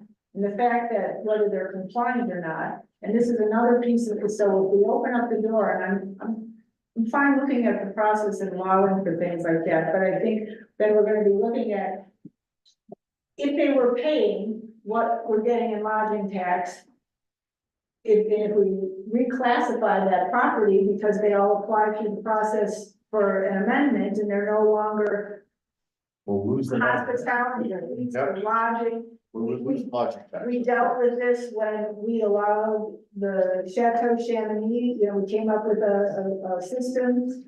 But again, we're sitting now and we're gonna go months more before that property is generating any kind of, we looked at it from the standpoint of the rest of the Bighorn. If it's not commercial and it's not bringing in, or if it's a park and it's not even bringing in property tax on a residential or an apartment or whatever, we're losing money. So it isn't just a matter of, the I's dotted and the T's crossed in an amendment. Is the plat note available to read? Because I'm feeling kind of Sure, dumb. yeah, it's not in the packet, I can almost recite it by verbatim, because I've got to, read it as many Okay. times. But it says that these deed restricted hospitality units, they're subject to a deed restriction that's a record and a plat note, both of which more or less say the same thing, that they are required to be available to be rented through the hotel as hotel units. The hotel has its own plat note that says you have to provide the following services to these units to make them walk, talk, act like a hotel. And the plat note for the units themselves also goes on, this is the other part that is hard for him. It says these units may not be occupied by any natural person for longer than, and I forget, it's like 100 some days a year. So it's just enough to make it impossible to rent. Got it. Thank you. Yeah, yep, you bet. If we allow for this process, it's potential. How will that impact the development of the rest of the property? Whether in compliance with the commercial percentage? I don't think it doesn't apply any longer because the project's all broken apart into different things. And this system was invented, as we all know, to allow the hotel to get built, because at the time, based upon the property the hotel was supposedly on, it wasn't quite enough. So when you added these 7 units, it increased the square footage of the hotel enough to hit the 50-50. I'm no mathematician, but sitting through all the hearings we went through on lot 5, I believe, learned that the parcel the hotel is on now is such that it's better than 50%, and that requirement is satisfied, and we don't have to. These units are not any longer needed to satisfy that requirement. That's what I understand. Well, I remember we were gonna do like 30 of those units at one point. Hospitality units. However, the land mass hasn't changed, and now all of a sudden, who did the math wrong? I It I would was love to know. Hmm. You know, I mean, what I have to do, and it's a fair question, you want to be sure if you decide to move forward. I will say those extra units are always sort of extra. You know, they weren't needed, the 30 additional that we finally wiped out, they weren't really needed for that 50-50. The 7 really were. Actually, it was 11. 11. Yes, Yeah, it was 11. it was 11. Yeah, And we thought that all 11 of those original, that first phase were going to be deed restricted. yeah, They ended up only having 7 of them. yeah. So it, you know, it's a confusing shift in. I would be happy to, it's brain dead, and I know it is, but I'd be happy to, I've saved all that stuff. All of them, remember the diagrams that Nicole and Matt brought in, the wood colored, whatever. I'm happy to bring those in again so that if you, I won't bother to if you don't direct me to create an ordinance. But if you direct me to create an ordinance, self-same time as part of that package, you should have the, you know, the numbers analysis again. Which I'm happy to bring to you to confirm what I believe we now believe is true, which is, I have to worry about that. There's units for the 50%. And I think it was just those 4 that we were fighting over the last time that Kurt was here, yeah, and whether or not those came. well, they were in the, they Since- were block 5, Yeah, yes. block 8. Yeah. they have Whether we one- were gonna change it, and then it got all convoluted, it's, so. I don't think it's, you know, applies any longer. So I guess the evolved apartments and stuff. I really would separate it, I think. Because just from a good, you know, code perspective. If you have a plat amendment process. Is gonna be helpful, there's all sorts of weird things on plats throughout the town. And you just don't have a process, if someone wants to like move this lot line over and shift that here, and you're not creating new lots, but you're really amending a plat. That was poorly done in 1930. You don't have a process for it, and I think it'd be good to have it. I like the idea of creating that process, and I don't think it's gonna open Pandora's box. Just because, you know, each one will be by itself. That's because you're thinking, I only have 12, you know. So. I see those. You guys are gonna be so happy when I'm going. No. But No, I, I think there's value in having that process actually codified and but yeah. independent of this particular property owner's Issue. situation. Yeah. The landowning development community generally will, you know, there are little things that crop up that will need over time fixing, and it's a tool. So, and then once that ordinance is on the books, then, and the process is in place, and then the first applicant may be him, and then we get to test the Yes, we do. ratio of commercial versus Just residential. record it, because we're gonna need. Yeah, I have a question, just so I can write the minutes correctly. I don't understand how, you're saying that a hotel, it doesn't need those other ones This is as it a was statement before. that That's was correct. made. Yeah. Was it just, are you saying it was calculated wrong? No, No. Okay, that's what I thought, that's why I asked the question, because I don't. The parceling has changed such that I believe, I'm really trying to remember. We believe that the parceling, The way it's divided. yeah, has changed such that the hotel satisfies its requirement. For the minutes, that's the best you can do. If you said more, it'd make it worse. Is that because there's, in with the open space, Well- figuring that, or? You're asking the question, I don't have the answer. Okay. Yeah, I'm good. Yeah, I don't have the answer. Handle that answer. Okay, Maybe consensus from the board that I should bring forward a draft? please, sure. Okay, no objection?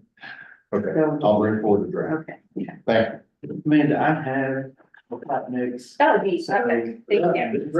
Copy of it. If you I, Look at it, you're going. yeah, it's been a little while since.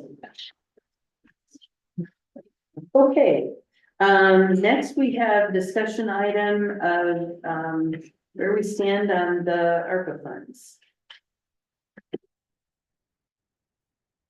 And so I have a latest copy, however, you're gonna have to write some things down because I didn't have enough time to prepare it the way Amanda really wanted to see it, kind of like a breakdown showing how much money we have left. Very good. I can tell you that number, I just didn't have a chance to put it on here, so.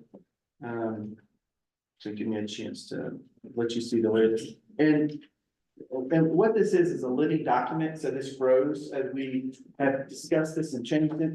But I think it's important for us to go through it, every part of it, because it allows us to be reminded of why it was on there in the first place. So, does everybody have a copy? That's okay. We have an extra over here from Rob's stuff. Okay, so List grows, but the money does not. yes, so at the very, I mean, if you look at the first eligible capital projects, if you take that last column where it says. Oh, I'll scratch mine out. It says purchase, scratch that out and just put this number, $266,000. Okay, so that, just keep that in mind, that's what we started with. And then under skid steer, what we have left now is $197,000. Since we bought the skid steer, and then underneath number 2, since we just now increased that, so that's 43,000 that we just spent. Now the new number would be on underneath that 197 would be 153,643. Okay, so that's what we're looking at to spend. So it kind of keeps us in mind now what our budget is that we have. All right, so I'll just go through the list now. Commercial snowplow for Dodge. Again, like I said, this is just to fit a Dodge. The fittings can change, the motors and the plow is still good to put on another machine, but we did price it for the Dodge. Because that's what we have. The second one's for the Ford. Those both are $10,000. Those are commercial grade and they're really high quality. We do need them. The 2 that we have right now are on its last leg. They have been serviced and worked and repaired as much as they can. Some of them are on zip ties that are holding them up. And they are working, however, but they break every single time and immediately we have to go and get Mickey to try to fix it. They're just on the last leg and they have served us well. They're not commercial grade and it's time for us to get something that's gonna service. And Georgetown roughly is about 9 months of winter. And so I know we're out of winter, but I don't want us to forget how important this element is. I think it's extremely important. That's why I keep reminding the board. So those are 2, that's 10,000 piece. Commercial sander is another one. Our sander is shot, the motor on it that we use is shot, and so it has to get repaired. Currently, it's not repaired, it's just sitting there, so that's $8,000. Those are, I think, are very high priorities. The truck is something that is on a wish list, and this came from Steve Robbie's list when he submitted a capital improvement plan for us to kind of go through. He estimated 50,000. I know 50,000 won't buy a truck at all today. 75,000 to at least get a 250 or 350 or something like that to do heavy commercial things that we need would be 75,000 used. So those trucks are probably $100,000 now. Number 7. There's a happen. Is Hampton, yeah. Number 7, I crossed out. This is the boat, $1,400. It's not a lot of money to buy a boat in the first place. However, after talking to Kelly Babian, he has a boat that he can bring to and store in the middle so that we can have a rescue boat readily available at all times. So that's not I mean, we don't need to purchase a boat. They have a boat and they can store it here in Georgetown. And fire authority staff is already trained. They have 14 of their staff already trained and they can respond immediately and it's quicker location for us. So I just scratched that out completely because it's already. But we'll have something at the lake for the Yes. summer. Correct. Yes, we already have it actually at the station. It's just at the lake. Yeah, we'd like to move it to like, we would like to put it in a warming hut because it's a central location, it's quick to access. But it would require our staff to take out the grill that's in there, and it is, we can take it out, it's removable, but we would have to take it out, but it would be under your decision. I thought we wanted the little one that we had right here, not waiting for fire department. I mean, I'm for sharing the equipment, but I thought the consensus was that you were really kind of driving it to get the smaller boat. There's a small boat, it's a small, it's not a big. It is small. Okay. Yeah. Storage station. Yeah, I would ask the police department to be trained as well in it, in its usage, because I can guarantee I will be there quicker than the fire department knows that. I think Are you just being like using our boat? But I'm sorry. Yes, like, we're good with like the one boat. But now the other two are, and then I think we need to figure out, maybe not tonight. There were many other opportunities for the police department using a boat, the yacht, whatever we want to call it. Not just in rescue situations, you know, the lake is heavily used, so. I spoke with Jeremy Jones today and his, they're chewing on how this could be better used and used more. And they're also thinking, kind of sending their guy, Goodwill for staff, patrol. the staff that are on duty at our station, sending them out to do just a routine patrols at the lake. But the Make fire sure- department does different enforcement than our police I department. realize that, and he does too, but presence is presence also.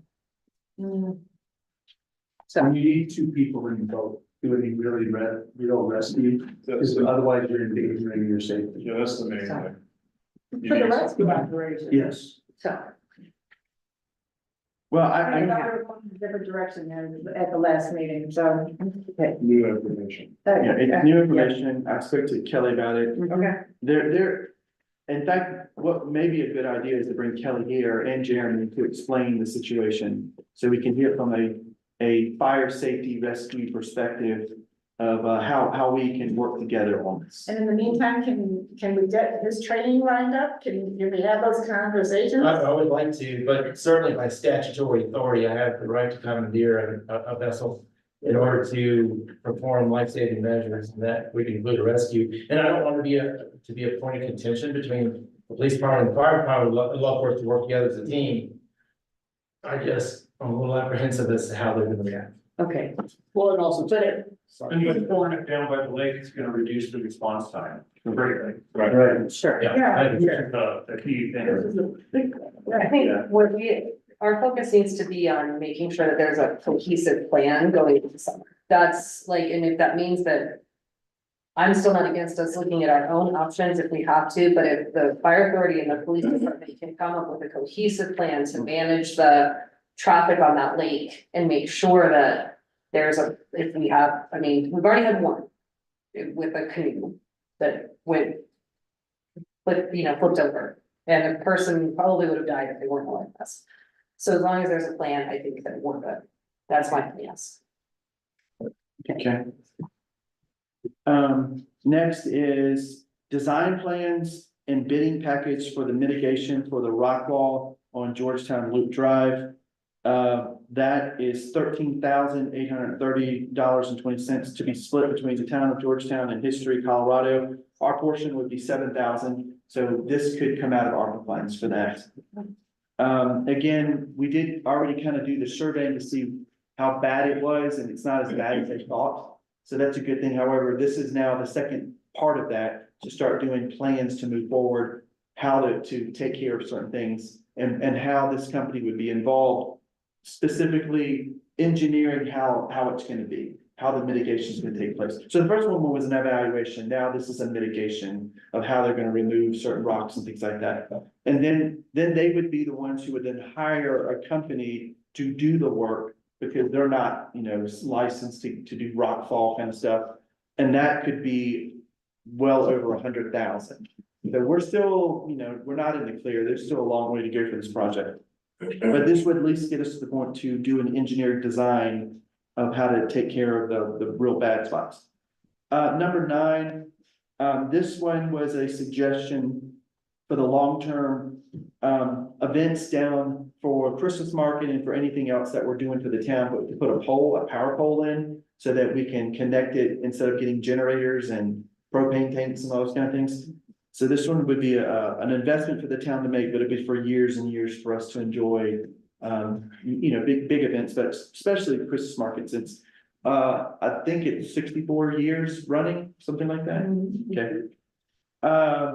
Next, Argentine Street light replacement. I put 20,000. I tried to text Bob to find out what the actual, I can't remember what it was. We discussed it in that in our packet, there was like four of them that was in there. And I can't remember what that was, so forgive me on this one. I did not update that. Yeah, it's in a minute. But there was gonna be an installation outside, so, Yeah, I just can't remember what that was. I don't think he had a firm total, just, I think that. No, Gonna be like for the- 9 grand or something. For the parts to repair the Argentine lights, And it's 77.95. 77.95. Yeah, on page 4 of our minutes.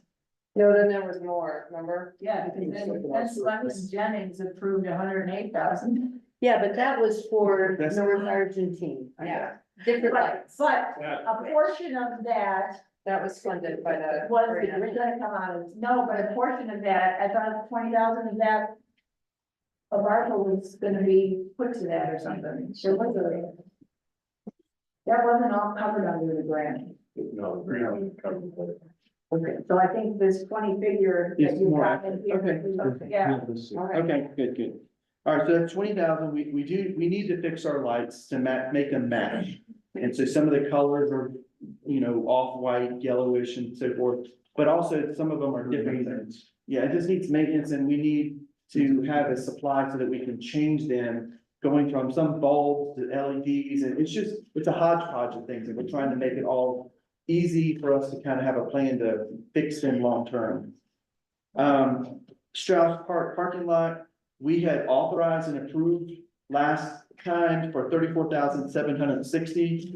And this one was to come out of ARPA. I mean, we don't have another account, so we're saying this could be coming out of ARPA if we Yep. approve that. Yep. Okay.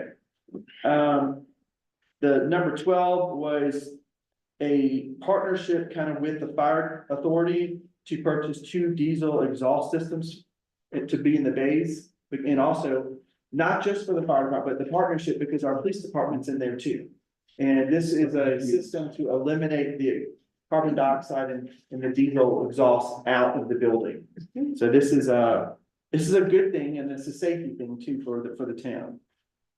Number 13 is, again, this is a suggestion because we don't have the quotes completely finished yet, so this number could change. But it would be, 2 stationary license plate readers to come out of ARPA. One of them would come out of ARPA. The other is already funded from our account. It's already appropriated. So that's that list. These are eligible capital projects. The possible projects, they're still eligible because they're capital. We discussed this childcare initiatives. However, it sounded like we're We can- not doing it this year. Yeah, I think that we can look at that for later. That's not happening this year. All right, I scratched it. Number 2, affordable housing, multi-jurisdictional housing authority. This is something that I know we've discussed. I've asked John King to give me some direction of how the board, or the group that's working. He is supposed to be sending me some documents. I will hopefully have something in the board next month or next, meeting that we have. It's an IGA that they're working on, and, I've not seen it. I don't know, have you seen any of the documents? No, I haven't, Okay, but the group is meeting on Thursday this week, so hopefully there will be some decisions. materials and information. So I know 2 municipalities have approved a resolution to support this. And, they would like for us to make a decision to support the multi-jurisdictional housing authority too. I know some of the questions that we had, where we had concerns were just how much we would be paying into this, what's obligations for municipalities. And then I think the salary cost for the director was a concern. However, now we're starting to hear the realities of what salaries really are, and they're much higher than what we think they are. And so, but that's something that, John Kane was going for a grant in order to cover the first couple years of that salary. So that may change, and they're also going after more grants. So the obligation number is still fluctuating, and we're waiting to hear what that's gonna be. So I wish I had something, I don't, because I'm still waiting on it myself. I estimated 30,000, because that's kind of what we discussed a while back, of what seemed to be more realistic, so I kept that number. The downtown business incentive program, that was $10,000 to create something in order for us to target the types of businesses that we want to see downtown. And that's a normal part of economic development. I've seen that. I had one when I was in Brush that we use to target businesses. So I made a suggestion of that. Another one is a downtown facade enhancement program, and that's to allow business owners to apply for funds, and we would have it capped based on, you know, what we feel appropriate would be $1,500 or something like that, or up to $5,000. But then all we have is 10,000 for the whole year. So we'd have to be very specific of painting, you know, windows and awnings and signage. Those are all would be appropriate for someone to apply, brick point up and things like that. But the goal would be to help them have an incentive to take care of the buildings. I added these two because I was talking to Cindy Neely last week, the last two, number 7 and 8 for this are possible programs. In order to get to be grant ready for us to go after grants, there's two things that have to take place. One is you have to have a needs assessment. A needs assessment would basically say, what do we want to see happen in our new town hall? What are the important things that we want to do? So it gives the architect an idea to work with us, to meet with us, to come up with a plan. Then once you do a need assessment, and needs assessment would be based on 3 things. What's your staff's needs? What is the board of selectmen's needs? So it's, you know, seating, sound system, audio, video, Zoom techniques, you know, for those kind of things. And then third would be community needs. And so, you know, we're talking about being accessible. And so we want to move it to the first floor as opposed to the second floor. And so these are things that they would meet with us to come up with a list of, these are the non-negotiables into the next building, what we're going to do. So that's the first one. And I estimated about $5,000 to do this needs assessment. The second one, up to 15, would be the actual architectural concept plan. So you take that and it basically gives you an idea of what a floor plan and what it's going to look like. It's not the final engineering plans to construct it, but it's to get you started so that now you're grant ready. Then you can go after grants, and then you can, they can see you're ready to do this. And so that's what I'm saying, to put us in the place to move forward with serious contention now to do it. Until then, we can't really do anything. So we're gonna, if we don't approve it here, we're gonna have to put some monies away somewhere to get that taken care of. So that's those. The others are now ineligible that we've decided from Jerry the last time is. So feel free to discuss these things and how you think the priorities are, and if you have any other questions regarding. We kind of agreed earlier that we're gonna do the license plate readers at some level, so that knocks off. But we're not certain But we're of exactly the amount. Yeah. But it probably would be more than 7,730, unless, Okay, but that's the amount that was Over budget. over what's budgeted already. So, so it could be more. well, we talked about the annual cost too, so we do have to count that, right? well, that annual cost was in the first, So that's it good. was in the Motorola quote. Gotcha. But we were looking at, you know, hopefully getting at least 2 other bids. So roughly probably 7,700, but it's not a fixed figure. But But some of these other ones that we've already earmarked should come out of ARPA from our last meeting. I'm doing the math and someone please. That's what I'm doing right now. And plus the snow plows, which we seem to think is a no-brainer, we're down to like $71,000 remaining. So, and that didn't. That's what I- Yeah, that didn't include the difference, the overage, for the license plate readers. Okay. And there's a few things on the possible projects list that were actually part of our lodging tax initiative. I thought that we haven't really Yeah. gonna reflect everything and come up with a budget for that, like the affordable housing side program. Right. And the business incentive program. Those. Exactly. Good points. They're Yeah. not a different spot. Yeah. That we've already earmarked. Good, for sure. Okay.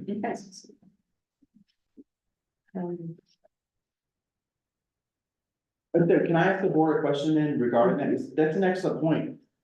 Affordable housing, that is the lodging tax. I mean, we had two categories for that.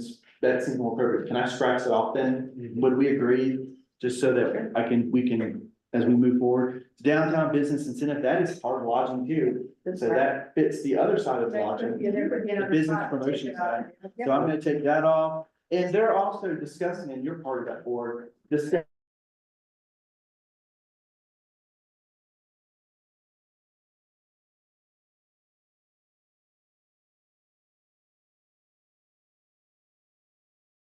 Yeah, Yeah. conversation, because makes sense. Susie knows our game. Yeah. Okay, I'm gonna move them to the other category then, since those are to me more realistic. But again, I thought we were going to, well, now we've got so much on our work session already, we love it. Work sessions. So So we'll just bring sleeping bags. I thought we were gonna have a work session on ARPA tonight that we seem to have got. We were gonna do that prior to the meeting today. And we were gonna discuss our, because we're going over these time after time and, we're, That's $70,000 less. yeah, so. Potentially. Or not. Well, yeah, and there was a strong feeling about supporting the diesel, piece with the fire. The exhaust. The fire authority may be included in that expense too, so, yeah, we haven't worked that out. Or contributing to it or whatever, so. Okay, Hey, all right, So can I make sure I'm hearing from the board? Okay, like right now I have the first two, 1 and 2 is checked. yep, That's good. Can I check some others that the board is in sync with, moving forward? Snowplow.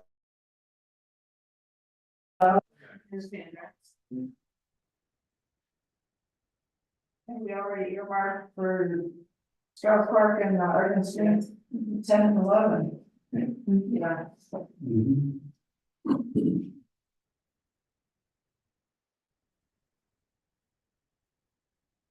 So, well, and where do we stand with number 8? Where do we stand with number 8 with the rock wall? We've already. Didn't we vote that? Yeah, we voted on that last meeting. So. So maybe just we've got the ones that we already agreed to in some other resolution last And, week. and then 13, if, on some level. Yeah, that's, That's a lot. so like, Yeah, we'll know with that. Okay, so I've got 1, 2, 3, 4, 8, 9, 10, 11. No, not 9, sorry, 10, 11, and 13. So we have 5, I thought we said 5. skid steer, Sorry, it is 5. so motor grader repair, 2 snow plows, Yes, the design plans for the rock wall, yes. Argentine street light replacement, Yes. Strauss Park parking lot, Yeah. 2 stationary license plate Yes. readers. Okay, But that amount is still too deep. Okay, okay, that helps me. okay. All right, moving on, we have, police report from acting Martha Don Hudson.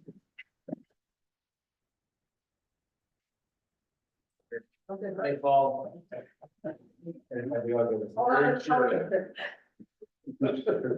Again, I apologize, I did not come up with a written report, I was going on the weekend at night, and the other weekends at night, this past weekend was dedicated to report writing.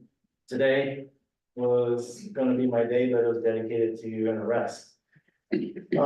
So we've had a little bit of an uptick in some calls, some disturbances.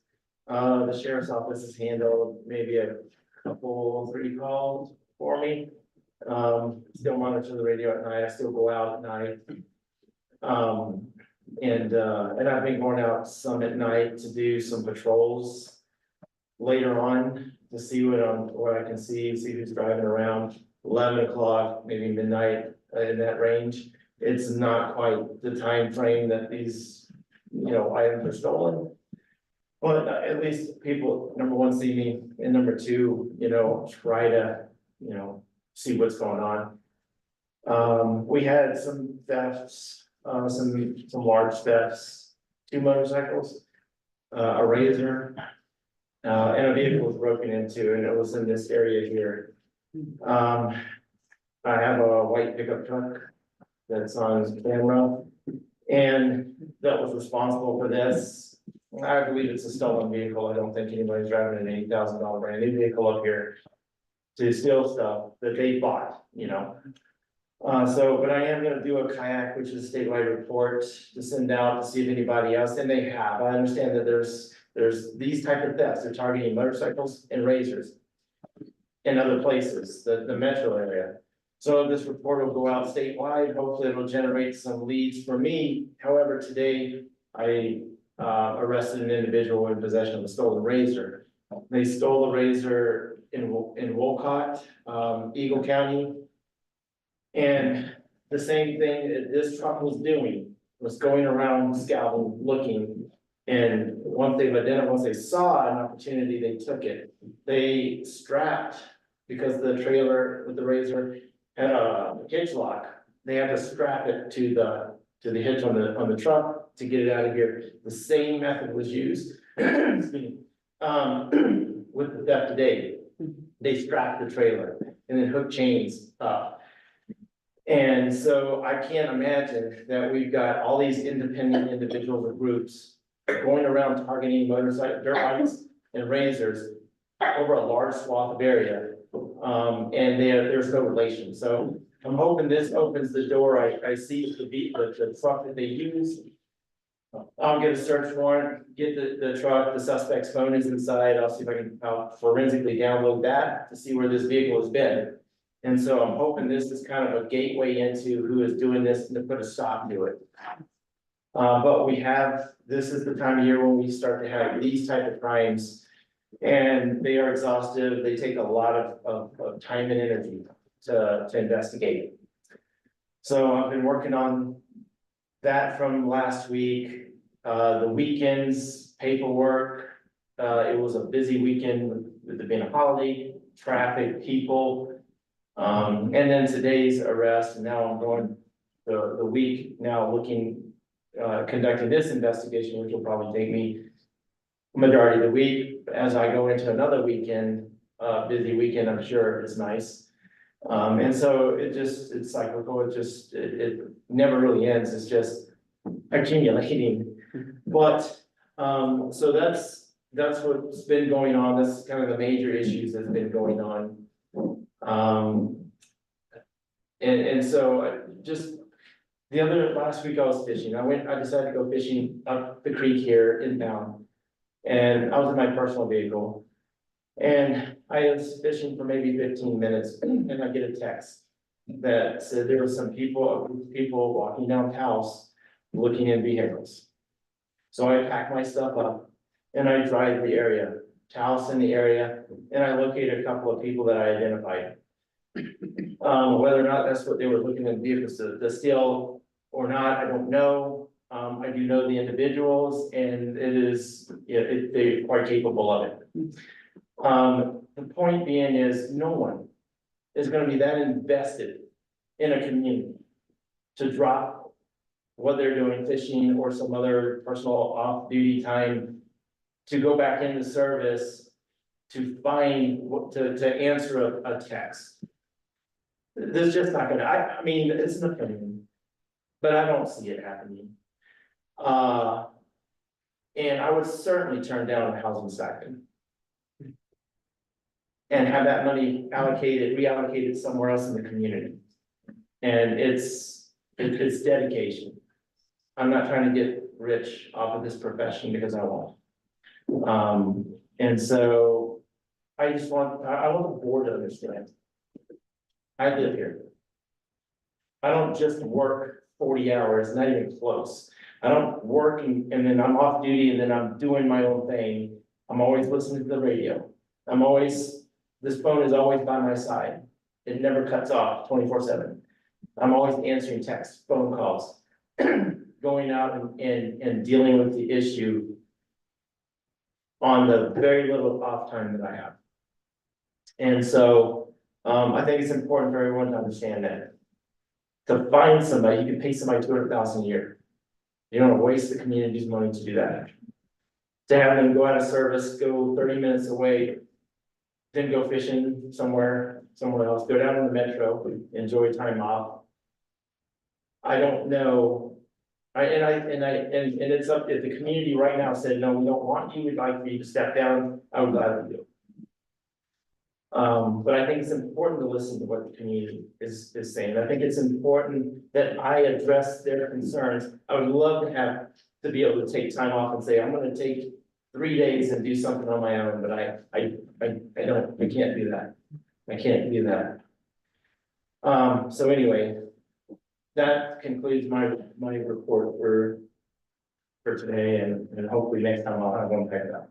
Thank you. Thank you, sir. Yes, there. I have a comment to that. This is exactly why we need to be hiring additional officers, not worried about hiring or interviewing additional people for marshal or the town police chief. We need to concentrate on putting more officers in Georgetown to protect our citizens and business owners. So John cannot do this by himself anymore. It's not fair to the community. It's not fair to his health. So. Next, we have the report of the Assistant Town Administrator.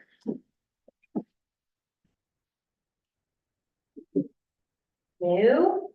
Okay, so we have the emergency action plan packets in the agenda packet. I added some updates based on our debrief and also notes from the board. Notable updates are, I added some things to the brochure, including phone numbers for the different restaurants, especially in emergency situations. The hours vary pretty wildly, so just adding that info, so people have easy access to that. The brochures, if you recall, didn't work that well as a paper copy, but we are hoping to do something like a laminated lanyard that people could scan on their phones. They would have this information. I also added a section on the chain of command for an event like this. This is based on the National Incident Management System, Incident Command Structure, which is what the county uses and what a lot of different organizations use. It would streamline some of our communication processes. This has been sent to staff, but we haven't necessarily had a conversation about it. This is very much a draft, so look for feedback on it. But it does match some of the conversations we had during the debrief. So currently, the incident command would be the town administrator. And just, you know, this is a very flexible structure, so it's really whoever shows up first and whoever is relevant to the particular situation. If it's a water sewage situation, which is not what this plan is about, then that would be Ryan, obviously, they take care of that. But for this particular situation where I-70 closes and travelers are forced to wait in Georgetown for the highways to reopen, the town administrator would be the direct tactical and operational responsibility for the conduct of incident management activities. Underneath the incident command, you would have command staff, traffic and public safety officer, which I put as the town marshal. Volunteer and liaison officer would be assistant administrator, public information officer would be marketing and events manager, and then operations would be public works director. Again, this is specifically for like an I-70 closure, and like that happens most often with snow situations, so. And then we have a task force of volunteers, and I've also updated the volunteer section to include some information about what volunteer expectations would be. Since there was some confusion about that, I clarified a little bit the code red and code yellow. And that's the bulk of the changes that I made.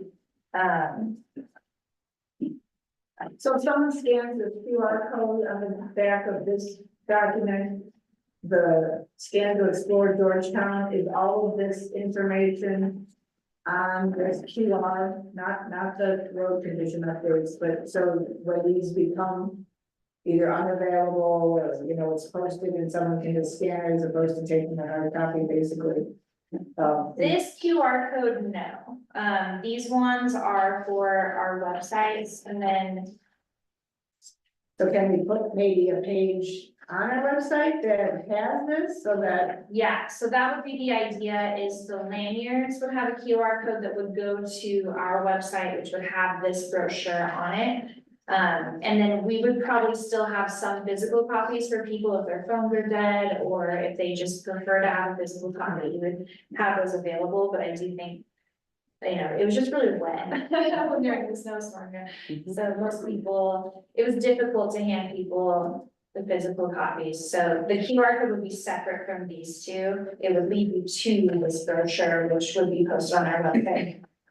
And the road conditions are the co-trip.org, and it's the C.Main. Even though that did not work either, Road trip crashes, so. that, yeah, it was, When it's they bad. did not update it, we were No. we were having to call in. We have a special number that administrators can have, and that wasn't being updated. And I mean, it was a nightmare situation. I now get regular updates, texts as it's live. So whatever's happening, I get it all night long. Honestly, the best code trip information in those emergencies is Twitter. Hmm. And the only problem is now Twitter limits, or X, sorry, not Twitter, whatever it's called, Yeah. X. I forgot to say, yeah. I forgot to. Occasionally, I really like the fact that we establish roles. It's almost like job descriptions for volunteers. I suggest though you may do maybe in October, volunteer recruitment and training an hour. And just to bring people in, so that way you can see where you might have holes. Because a lot of the people are gonna be the same folks. That's how it is here. But then John, whoever can speak to them, you just, so they know the expectations, what, and when they might get called, and where they need to go and what they need to do. Yeah, I love that idea, and Scooter and Jess have both talked about doing like a training video of some kind where we can have sort of a standardized something that people can watch. So that's something I'd like to work on. The other thing that Kelly suggested that I haven't done on here yet is we have a map with like restaurants and hotels. We want to add a map with shelters that's not on the default brochure, but one we can, if we activate the shelters, we can have that map separate, so I need to create that as well. Yeah, but I like the idea of having an in-person training meeting. Yeah, you just, periodically. you don't have to go too deep, but just so folks know, hey, when we say this, be ready, and if you're the shelter guy at the community center, then be prepared, and this is where all this, the stuff you're gonna need, this is where the blankets are, this is where you, the cleaning supplies, whatever needs to be done, how to make coffee, And of course, or warm up the chili. yeah, You did a really good job with those. thank you. Yes. Yeah, awesome. Good work. Yeah. Yeah, so, you know, feel free to let me know if you notice anything else that you'd like me to update, you know, I'll sort of do continuously fixing it as things happen and that kind of stuff, so, and I did adjust this to be I-70 closes and not specific to winter. So that, because I think most of this applies in any sort of I-70 situation where people might have to be stuck here for long periods of time, so, thank you for that suggestion, Mary. And, yeah. That's.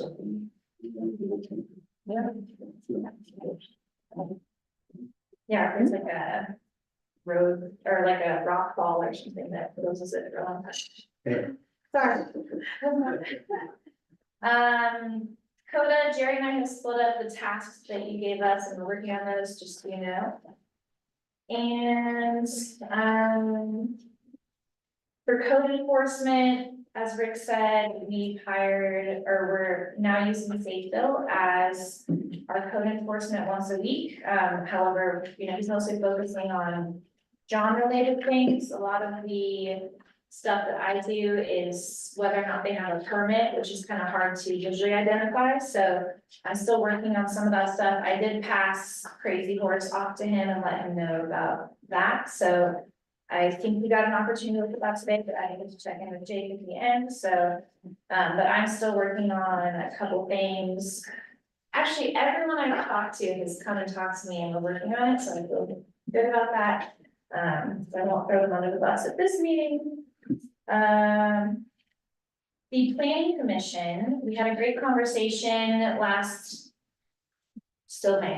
this month about the comprehensive plan. And one of the things that they requested that I do some research into is something called a non-conforming use ordinance, which would essentially add a restriction to short-term rentals that exclude homes that are not conforming with design review guidelines and or land use code, which would compel property owners to bring those homes into compliance.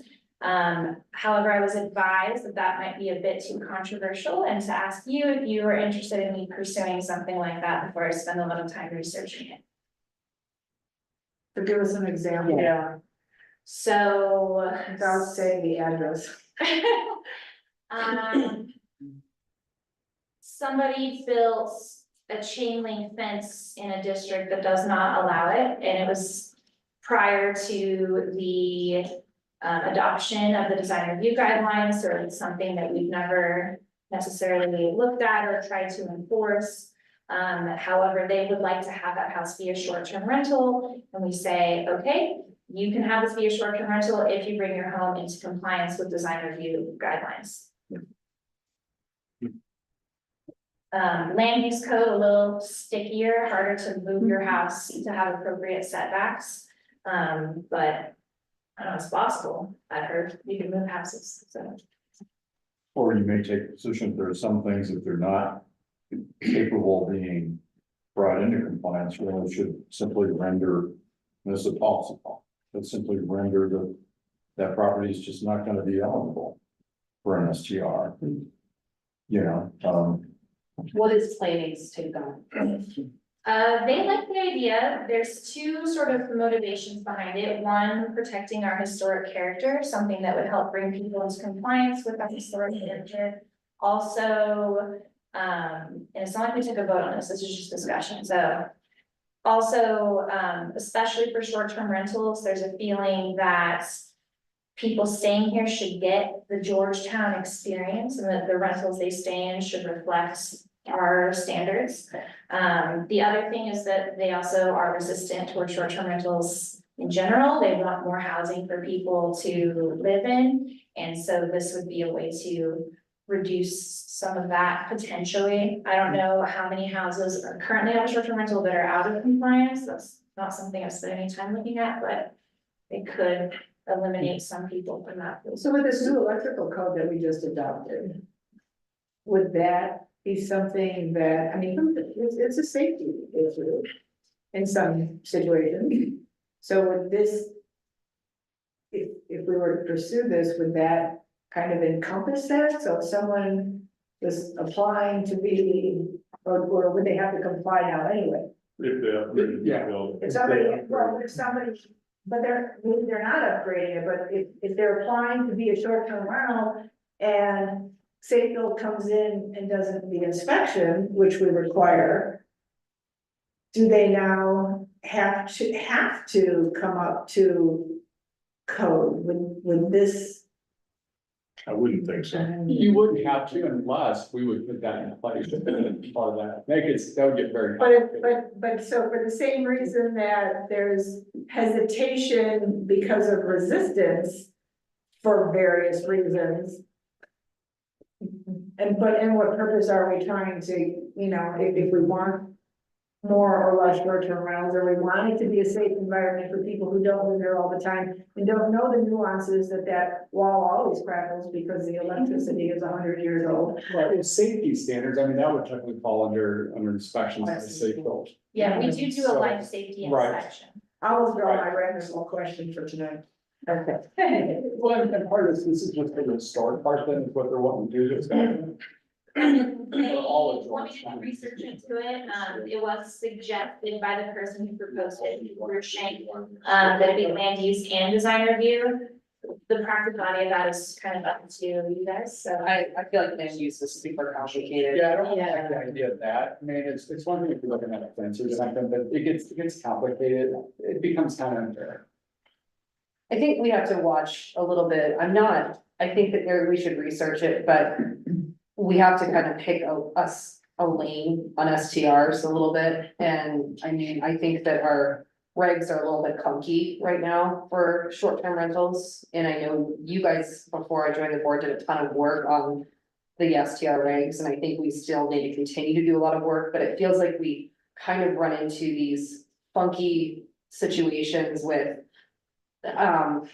setbacks is not what I'm talking about, but abutments and a pavement, and is that right? I'm sorry, that the proximity and things like that, that we're kind of struggle with a little bit on how to manage individual situations, and I would be concerned that throwing another layer of management on top of that would be a huge burden on town staff.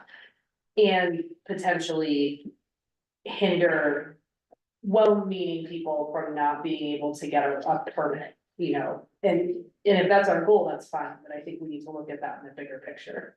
I'd be curious what STRs, and this is way too much work, so don't take this and go do this unless you feel like you want to. How many STRs would be non-compliant in the current code? Off of what you're saying. That's a lot of work. I'm not saying go do that, don't. No, well, but here you go, man, that's my coming back, and we discussed, FAR stuff and that kind of stuff. Hamilton has, what you need, has all the sites of your houses around the area. Talk to Bob and mention to him if it'd be good for DRC to do, see where those houses are. See if he would be willing to do the work, because he had all the paperwork on that. That was very neat to see exactly the size of the houses, the lots that they're on, where they were at. It could work probably for them, but kind of with you, with the board on that, it's, gosh, you're just adding a whole nother layer of complication for people to do stuff. That's my concern. I think it's a valiant consideration, but I think it's a lot of work. And I've already. And for what kind of return, actually? Yeah, exactly. And that filter. I mean, we already have, I think, sufficient restrictions on numbers. And with proximity, we're trying to spread them out so that they're not like.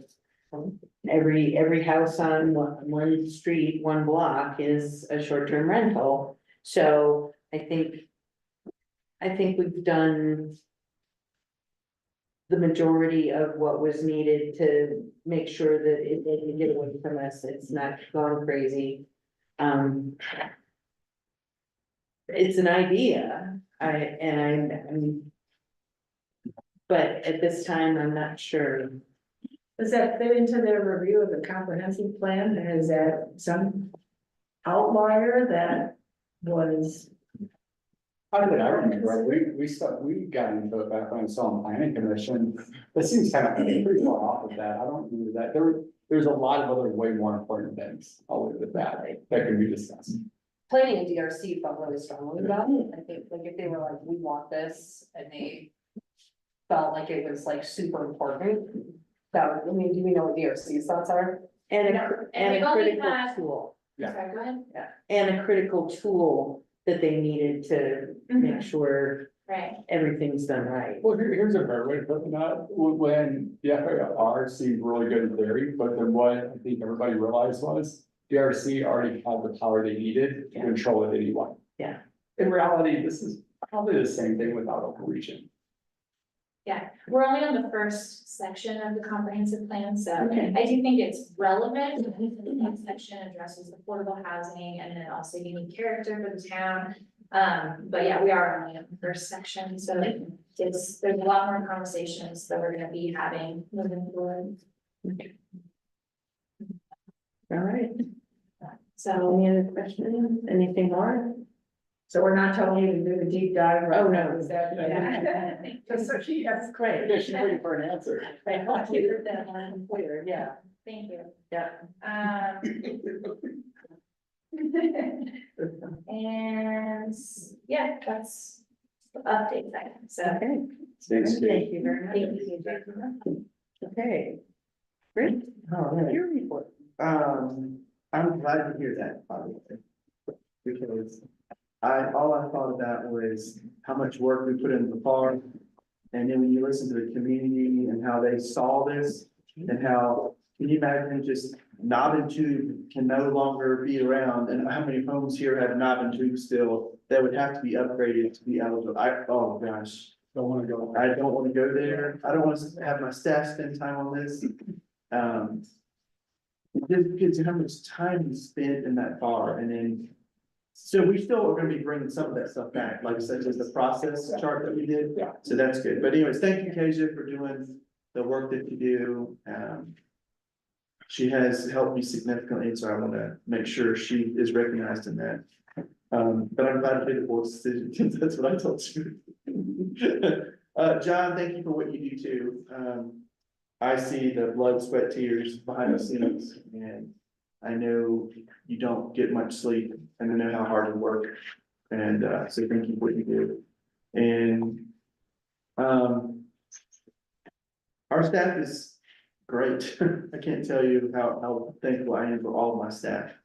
I enjoy just the time I've gotten with Ryan as we tried to tackle the Excel debacle situation, and how Ryan cares deeply about this community's water supply. And it is so refreshing. So, but I've seen his heart, I've seen his character, and to walk through that, to make sure, even Jerry was involved in this, to make sure we held the line to make them comply, and they did, and I've been checking in on the water supply. It is the MTUs that are coming in at the forebay are exactly the same coming out. So that is a good thing. So we finally got it, it is balanced. However, I did go up today and the trash rack is completely full of debris. And so I took pictures and sent it to Ari Hernandez, who's the project manager for Excel project decommissioning. So I need them to come and remove that. However, I want to be there to see how they remove it. Because if they just remove it and flush it downstream, well, that's a problem. Yeah. Because that's not what we agreed to. And so we are completely watching the situation. And they're supposed to be doing some testing soon that I got word of, and I'm like, that's not part of our agreement. They're not supposed to get in there and start doing any sediment testing. I think our plan is to move forward with them doing the bypass as the next watershed protection plan. So that's something that we're walking through and watching. I thought this weekend was really fun and fabulous. It was like the announcement of spring and summer to Georgetown, and so the borough races were fun. Memorial Day, thanks to Lynette and how hard she worked, and I can't remember the lady that's. Retired Lieutenant Colonel Tina Barber Matthew. Nice. Yes. She was fantastic. She was. She had a lot of passion. Yeah. Explaining her situation and representing the Air Force and her family's involvement, and it was a small turnout, but it was a great turnout of people coming down. And there's a lot of people walking around, and it was just, it's exciting to be here. The Road Bridge crew, they are working on potholes. They're fixing them, a new guy, Mitch, has been around fixing signs and potholes. So, Scooter's been working with him and unleashing him, so that's been good. You probably have noticed the roadblock on Rose Street coming in between like 9th and 11th. Their Velocity's doing the repairs, that's for the service line. at Rose and Ninth. There are two small water main lines that are kind of, we call them service lines because they're small. They're getting put in, and then at 11th and Rose, another one's gonna be put in. So those have been projects on our list for a long time, and you've seen me saying to be determined, well, it's happening now. So that's going on. I think we're also closing, a couple areas off tomorrow because of the field day for the school. And I can't remember the closures. John, you know what these are? Park and Taos, just on the park street side, just on the other side of the gate, the entrance to Orland Park, to the dog park, and then right this side of, 10th and Taos. And it basically closes off, so the kids can go from the dog park to Foster's Place without fear of traffic. So it is a little congested, crazy right now in that area because of the changes in water main lines and the field days and stuff. So plan accordingly. So there's other routes to get around, but just understand we're doing the best. Street paving, I have not got an exact date for ESI to come. They just told me that they are coordinating it, but it will be before July 4th. And so that's gonna be from Main Street, from 14th and Main, all the way to Clear Creek Drive. So that area will be paved, and that means they'll be connected to the pans that we did last year, so it'll be a nice area. We're working on traffic calming areas, traffic calming devices to put in areas. Mainly Rose Street is what we're gonna focus on. The unintended consequence of having a paved road is people drive faster, and I am guilty of it myself. I'm sure there's that white Jeep. However, it's, you don't realize it, because when you're driving 15 on a smooth paved road, it feels like you're walking. And you don't realize it. So we're gonna put up some traffic calming devices at 14th and Main, 7th and Brunel, and then I think a few other places on roads going towards Grinnell Pass. So John and Scooter, and then we're working on that. So they have a plan put together. That's the highlights. I know you heard that we've had a tick of thefts. Just since this is a public meeting, I think it's good that the public understands. Some of these are just opportunities that get taken advantage of. And so, lock your doors. I think these are common sense things. Remove articles that are worth things. You just take it out of your car or hide it one. But a lot of times if a car door is locked, they don't break in, they just move to the next car that's not. And so that's the easiest way to combat that, is just be smart and be vigilant. And if you see something, say something. Reach out to John, reach out to 911 and report it so we can do something. And I do see an uptick on social media trying to encourage people to get Ring cameras. That's great. Or any kind of video cameras would be another opportunity to catch somebody, or at least have an identification that we can move on. So shout out to that for John. Let's see what else.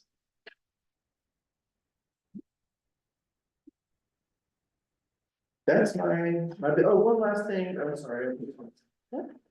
As you know, the project down at the north, Argentine North is underway, it's already started. The first round of this is just removing the lines off of the power lines that Excel is supposed to be moving, but before Excel does it, they wanted the Comcast and Lumen lines off first. Those lines have been buried. And I'll read the report from Craig so that you understand what's going on. Daily observations were made during this period. Work initiated on telecom relocation during the week on the north end of the site. Work has included potholing with back trucks, horizontal boring under the roadway, approximately 700 feet of trenching on the west side of the road, placement of another approximate 700 feet of conduit, placement of one vault, and a backfill compaction of approximately 200 feet of trench. It was observed that the trench compaction was not employed. This project manager on the contract to perform the work was notified that these techniques were not done. They went back and did it. So I don't think it was intentional. I just think that it was an oversight and they missed. However, Craig caught it and they went back and compacted it. They're actually going to continue to extend that project all the way down further than what the Excel project is. We are still waiting on Excel to fully authorize their boring and doing the trenching. That still has not been authorized. I'm told it's part of the formality, how long these things take. However, it is making us very uncomfortable because we have launched the RFP and we're supposed to have the results by this Friday. And that's the 31st. And so we are ready to move forward and we've told that to them, even though I've kind of threatened to take chainsaws to power poles personally, but I have warned them so many times. When we see him chained up to the back of the white Jeep. They didn't see me arrested, so that's what happened. God knows where you live. John, thanks for having me. But we are trying our best to move this project forward. Everything seems to be fine except for Excel, and we're trying to get them moved on. We have reached out to make sure they understand. I've gotten Daniel Trujillo involved to try to push this forward faster for us. So that's the update in a little snapshot. Any questions? Okay. All right. Anything else that anybody wants to bring up? Okay. That would seem to complete our meeting. Who would like to make a motion? Okay. Been moved and seconded to adjourn. It is 8:55 PM. All in favor, say aye.